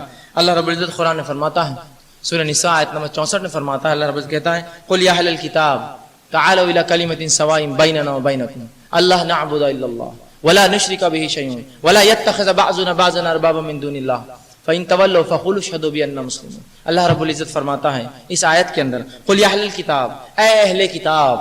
اہل خطاب سے مخاطب کیا؟ تعالوا الى كلمة سواء بيننا وبينكم، ایک ایسی کلمے کی طرف آؤ جو ہم میں تم میں برابر ہو، یکساں ہو. اور وہ پہلا کلمہ کیا ہے جس میں ہم دونوں آ سکتے ہیں؟ اللہ نعبد الا اللہ، اللہ کے سوا ہم کسی کی عبادت نہ کریں، ولا نشرک به شیئا، اس کا شریک نہ کریں، ولا يتخذ بعضنا بعضا اربابا من دون اللہ، اور کسی کو اپنے میں آپ میں سے ایک دوسرے میں سے اللہ کا برابر نہ بنائیں. اور اس کے بعد بھی اگر وہ پلٹ جائے تو کہو فقولوا اشهدوا بأننا مسلمون، ہم تو مسلمان ہیں، اللہ کے سامنے جھکنے والے، اسلام پر چلنے والے لوگ ہیں. تو یہاں اللہ رب العزت نے ایک اصول بتا دیا. اصول کیا ہے؟ تعالوا، بلاؤ کلمے کی طرف جو ہم میں تمہیں برابر ہے، مساوات کی طرف، سملیرٹیز کی طرف، یکسانیت کی طرف، وہ باتیں جو ہم میں اور تم میں برابر ہو. اب سوال یہ ہے، ہم میں اور تم میں جب باتیں برابر ہو اور اس میں سب سے پہلے اللہ نعبد الا اللہ، اللہ کے سوا ہم کسی کی عبادت نہ کریں، تو ظاہر سی بات ہے ہمیں اس کے لیے ادیان کا علم حاصل کرنا ہوگا، ایک دوسرے سے بات شیئر کرنی ہوگی. لیکن جب بھی مذہب کا معاملہ آتا ہے ہم بالکل خاموشی اختیار، وہ اس کا مسئلہ، یہ میرا مسئلہ. منہ کھولیے، بات کیجیے لوگوں سے. یاد رکھیے یہ بہت ایسا وقت ہے جو بہت نازک گھڑی ہے. یاد رکھیے اس گھڑی میں ہم کو کھول کر رکھنا ہے اپنا دین لوگوں کے سامنے، ان سے پوچھنا ہے، ان سے نکالنا ہے، اپنی بات ان کے سامنے رکھنا. اور اللہ نے وہی بات، تعالوا، بلاؤ لوگوں کو ایک کلمے کی طرف جو ہم میں تمہیں برابر ہو، سملر ٹرمز کے اوپر بلاؤ. لیکن آج ہم یہ کہاں کام کرتے ہیں؟ ہم کسی سے کہاں پوچھتے ہیں، کہاں اپنا دین رکھتے ہیں اور کہاں اس سے جانتے ہیں، کہاں ایک رب ہونے کی بات اپنے دین سے یا اس کے دین سے ثابت کرنا چاہتے ہیں. ہم اپنے سے مست ہیں، ہم چاہتے ہیں وہ جو کر رہے ہیں ان کو کرنے دیں. پھر جب ان کی طرف سے شرانگیزی ہوتی ہے، نقصانات ہوتے ہیں، تو پھر پریشان ہو کے اللہ سے دعا کرتے ہیں ایسے قوم کیوں کر رہی ہے. یاد رکھیے جب کسی قوم کے لیے ہدایت آئی ہے اور آپ اس ہدایت کو چھپا کر بیٹھ گئے، وہ اپنا حق تو کیسے نہ کیسے لینے والی، وہ اپنا حق کیسے نہ کیسے لیں گی آپ سے. ہمیں ان کو دینا ہے. عالمی امن ہمارے پاس ہے، اس کو دینا ہے، ورنہ ہماری مثال ایسی ہو گئی. ہم آئے تھے عالمی امن کے لیے. مثال دے کر بتاتا ہوں. ایک ٹریفک سگنل ہے، ایک ٹریفک سگنل ہے. ایک سگنل سے کیا امن ہوتا ہے اور کیا بدامنی پھیلتی ہے بتا رہا ہوں. ایک ٹریفک سگنل ہے جس پر ایک پولیس والا ہوا کرتا تھا پہلے، آج کل لائٹ ہی ہوتی ہے، بتیاں ہوتی ہیں. پولیس والا کھڑا ہوتا ہے، 4 راستے ہوتے ہیں، کسی کو آنے دیتا ہے، کسی کو روکتا ہے، کسی کو آنے دیتا ہے، کسی کو روکتا ہے. لیکن اگر وہ پولیس والا 3 راستوں کو بند کر دے، ایک ہی راستہ چالو رکھے جو اس کے گھر سے آ رہا ہے، اور باقی 3 راستے بند کر دے، سوال یہ ہے کتنی دیر تک آپ انتظار کریں گے؟ اگر آپ وہ سگنل پر ہے، اگر میں ہی وہ پولیس والا ہوں جو کھڑا ہوں سگنل پر، اور ایک راستہ جو میرے گھر سے آتا لوگ کہتے آتے رہو، باقی تینوں کہتے تم رکے رہو، کتنی دیر آپ لوگ مجھے برداشت کریں گے؟ کتنی دیر برداشت کریں گے بتائیے؟ کتنی دیر برداشت کریں گے مجھے؟ ایک بار بولیں گے بھائی صاحب رکو رکو، ابھی آنے دو، میرے گھر کے لوگ آ رہے. دوسرا باری آ گئی، بھائی صاحب ہم کو بھی جانا ہے. یہی ہوں گا نا، آپ لوگ یہی کریں گے. پھر بھائی صاحب کیا سمجھے تم نے، بہت دیر سے کھڑے ہیں نا. اور اس کے بعد کیا ہوگا؟ جوتے ماریں گے آپ مجھے، جوتے ماریں گے. تو ہم قوموں کے لیے امن قائم کرنے کے لیے بھیجے گئے، اور ہم نے کیا کیا؟ ایک سگنل، صرف اپنے بھائیوں کی اصلاح والا سگنل کھلا رکھا. قومیں کھڑی ہوئی انتظار میں ہدایت کے، ابھی نہیں، ابھی مسلمانوں کی اصلاح چالو ہے، ٹریفک 1 سائڈ ابھی چالو ہے، تم رکے رہو. یہ قومیں کب تک برداشت کریں گے مجھے بتائیے؟ ان کا وبال پھر نکلنے والا ہے ہم پر، اور اس پولیس والے کو اور مجھے بہت ماریں گے، آپ میرے کو اپنی پوسٹ سے ہکال دیں گے. یہ تو رہا اس کا جو بیچارہ کھڑا ہے اور جو چائے پیتے بیٹھا ہے پولیس والا چھوڑ کر کام دھندا، جو نہ اصلاح کرتا نہ دعوت، اس کو تو ریپلیس اس کو تو بدل دیا جاتا ہے اور اوپر سے آرڈر سے آگے اس کو نکال دیا جاتا ہے. اللہ رب العزت نے سورہ محمد نے یہی بات کی, یستبدل قوما غیرکم ثم لا یکونوا امثالکم, تمہیں دوسری قوم سے بدل دوں گا اگر کام نہ کرو گے اور ان کی مثال تمہارے جیسی نہیں ہوں گی. تو کب تک قومیں انتظار کریں گی؟ امن چھپا کر رکھا ہے اپنے اندر ہم نے, امن ہمارے پاس اپنی کتاب میں ہے, اس دین اور شریعت میں ہے, ہم قابض ہو کے بیٹھے ہیں اس امن پہ. ضرورت ہے اس امن کو دنیا تک پہنچائے, ان کو بتائے یہ امن ہمارے پاس ہے. دیکھیے قومیں لپک کر آئیں گی آپ کے پاس. آج ہر کوئی پریشان ہے, ہر کوئی پریشان اس لیے کہ اللہ رب العزت فرماتے ہیں الا بذکر اللہ تطمئن القلوب, اللہ کے ذکر میں قلب جو ہے اطمینان پاتے ہیں. یہ قلبی اطمینان کسی کو نہیں ہے آج. اللہ کے ایک مومن اس اطمینان کا فائدہ اٹھاتا ہے, ایک مومن اٹھاتا ہے. اندازہ لگا رہے ہیں اب دین اور شریعت نے کیا اطمینان دیا آپ کے دلوں میں. یہ تب پتہ چلے گا جب کسی غیر مسلم کو آپ مصیبت میں پھنسا ہوا دیکھیں گے, تب پتہ چلے گا وہ کیا سکون اور اطمینان میں ہوتا ہے. تو جس کے دل میں اندر اطمینان ہے وہ ہمارے پاس ہے, لیکن ہم نے اس کو لے کر بیٹھے. قومیں پریشان اس اطمینان کے لیے, تو اللہ کے ذکر کے علاوہ کہیں اطمینان نہیں یاد رکھے دنیا میں. تو ذکر ہے اللہ کا, وہ ہمارے پاس ہے اللہ کی کتاب کی شکل میں, وہ ہمیں لوگوں تک بہرحال پہنچانا یہ ہمارا ذمہ اور بہرحال ہمارا کام ہے. اگر ہم نے یہ نہ کیا تو یاد رکھیے دنیا میں بھی ہمارے لیے نقصان ہے, آخرت میں بھی. تو اسلام وہ دین ہے جو اپنے اندر امن کا پیغام لیے بیٹھتا ہے. لیکن جب بھی امن کی بات آتی ہے, ایک سوال جو آج اس جدید دور میں ہم پہ لگتا ہے وہ یہ ہے, جب اسلام امن کی بات کرتا ہے تو مسلمان دہشت گرد کیوں ہوتے ہیں؟ بات صحیح ہے, سوال صحیح ہے, الزام صحیح ہے اپنی جگہ کہ اگر اسلام امن کا پیغام دیتا ہے تو مسلمان دہشت گرد کیوں ہوتے ہیں. یہ سوال بار بار ہم پہ آتا ہے. اس کے لیے جواب یہ ہے کہ میڈیا نے کچھ چیزوں کو ان پروپورشنل جس کو کہیں گے, غیر جانبدارہ جس کو بولیں گے, جانبدار اس طرح کر کے ان پروپورشنل بائس مائنڈ سے جس کو ہم کہیں گے, اس طرح سے پیش کیا اسلام کو کہ اکثر یہ اس کی برائی ہے. مثال ایک دیتا ہوں, ایک صاحب مجھے سنانے لگے, ایک رپورٹر جو ہے امریکہ کا واقعہ ہے, ایک رپورٹر تھا, کس طرح سے نیوز کو مینوپولیٹ کرتے ہیں. وہ اس نے دیکھا کہ ایک انسان نے ایک کتے کی جان لے لی اور ایک بچے کو بچا لیا. ایک انسان نے کتے کی جان لے لی اور بچے کو بچا لیا. وہ رپورٹر آیا, کہا آپ نے بہت بڑا کام کیا بھائی صاحب, کتے کو مار کے بچے کی جان بچا لی, گریٹ ورک, بہت بڑا کام کر دیا آپ نے. کل میں نیوز بناؤں گا اس کی کہ کس طرح سے ایک نوجوان نے اپنے آپ کو اپنی جان پر کھیل کر ایک کتے کو مارا اور ایک معصوم بچے کی جان بچا لی. اس نے کہا ہاں ٹھیک ہے. تو اس نے کہا آپ کا نام کیا ہے, کیا آپ امریکن ہیں؟ تو کہا نہیں امریکن نہیں. اچھا کہا آپ یو کے ہوں گے, وہ گورا چٹا تھا. کہا نہیں میں آپ کہاں ہیں؟ بولے میں عرب ہوں. تو کہا اچھا نیوز ذرا الگ بنانی پڑیں گی پھر, آپ عرب. دوسرے دن نیوز آتی ہے کہ ایک نوجوان نے اپنی جان پر کھیل کے بچے کو بتا لیا اور معصوم کتے کو مار دیا. ایک نوجوان نے اپنی جان پر کھیل کے بچے کو بچا لیکن معصوم کتے کو مار دیا. اس طرح سے نیوز مینوپولیٹ ہوتی ہے. تو جب بھی اسلام کا معاملہ آیا, مسلمان کا معاملہ آیا, تو یہ میڈیا اس کو بدنام کرتی ہے. اب مثال دیتا ہوں, ایک انسان نے فلاں کو مار دیا, نیچے آئیں گا فلاں نے فلاں کو مار دیا. لیکن اگر کبھی مسلمان نے مارا تو ایک مسلمان نے فلاں کو مار دیا. آپ دیکھ رہے کیسی نیوز بنتی ہے, ایک مسلمان نے فلاں کو مار دیا, دیکھو مسلمان کیسا مار رہے ہیں. تو یہ سب میڈیا کی چال بازیاں ہیں. لیکن الحمدللہ اللہ رب العزت ان کی پولے کھول رہا ہے, ان کی چالوں کو ختم کر دے رہا ہے. لیکن اس میں ہمارا بھی کچھ کردار اور رول ہو, یاد رکھیے کچھ کردار رول ہمارا بھی اس کے اندر ہو کہ ہم بھی کچھ اس کے لیے کریں. اور وہ یہ ہے کہ دعوت اسلام کو لوگوں تک پہنچائے, اس امن کے پیغام کو پہنچائے. اور یاد رکھیے جس شریعت اور جس دین نے ایک انسانی جان کے تحفظ کے لیے یہ کہا, یا انسانی جان کی یہ قدر و قیمت بتائی, وہ کبھی اجازت نہیں تھا کسی کو مارنے کی. یہ دین تو آیا اس لیے تھا کہ بے امنی کو, ٹیررزم کو, دہشت واد کو, اس کو دنیا سے ختم کر دے, نہ کہ اس کو شروع کرے. تو یہ تو ختم کرنے آیا تھا. افسوس چونکہ اس کے پیغام پر ہم نے عمل نہیں کیا اور انسانیت کو بتایا نہیں, لوگوں کو یہ لگا نہیں یہ دین جو ہے یہ کرنے آیا ہے. تو آج کی سخت ضرورت ہے کہ آج تو اٹھنا ہے, اس پیغام کو لے کے عام کرنا ہے. اور یاد رکھیے یہ جو الزامات ہیں یہ چلتے رہتے ہیں, یہ خالی نیوز ہوتی ہے, ایک زمانہ آئے گا اور وہ ختم ہو جائیں گی. اصل وہ ہے قومیں کیا چھاپ چھوڑ کر جاتی ہے اس دنیا میں.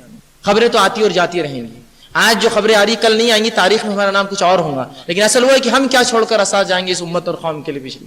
تو وہ یہی ہے کہ اس دین کا عالمی پیغام, امن اور بھائی چارے کا پیغام اس قوم کو دے کے جا سکتے ہیں, جس کا فائدہ ہمیں بھی ہوگا اور جس کا فائدہ دوسروں کو بھی. بہرحال کچھ چیزیں ہو سکتا ہے اس میں بچی ہو, آپ کو سوال جواب کا موقع ملے گا, اس میں آپ اس کی تفصیلات مجھ سے بہرحال پھر لے سکتے ہیں. اللہ رب العزت سے آخر میں دعا ہے کہ اللہ سبحانہ تعالیٰ ہمیں کہنے اور سننے زیادہ جو عمل کی توفیق دے. ہمیں جو اس عالمی امن جو ہم اسلام کی شکل میں دوسروں تک پہنچانے کی, خود کی زندگی میں لانے کی, دوسروں تک پہنچانے کی ہمیں توفیق دے. اور جب بھی ہمارا خاتمہ ہو ایمان پر ہمارا خاتمہ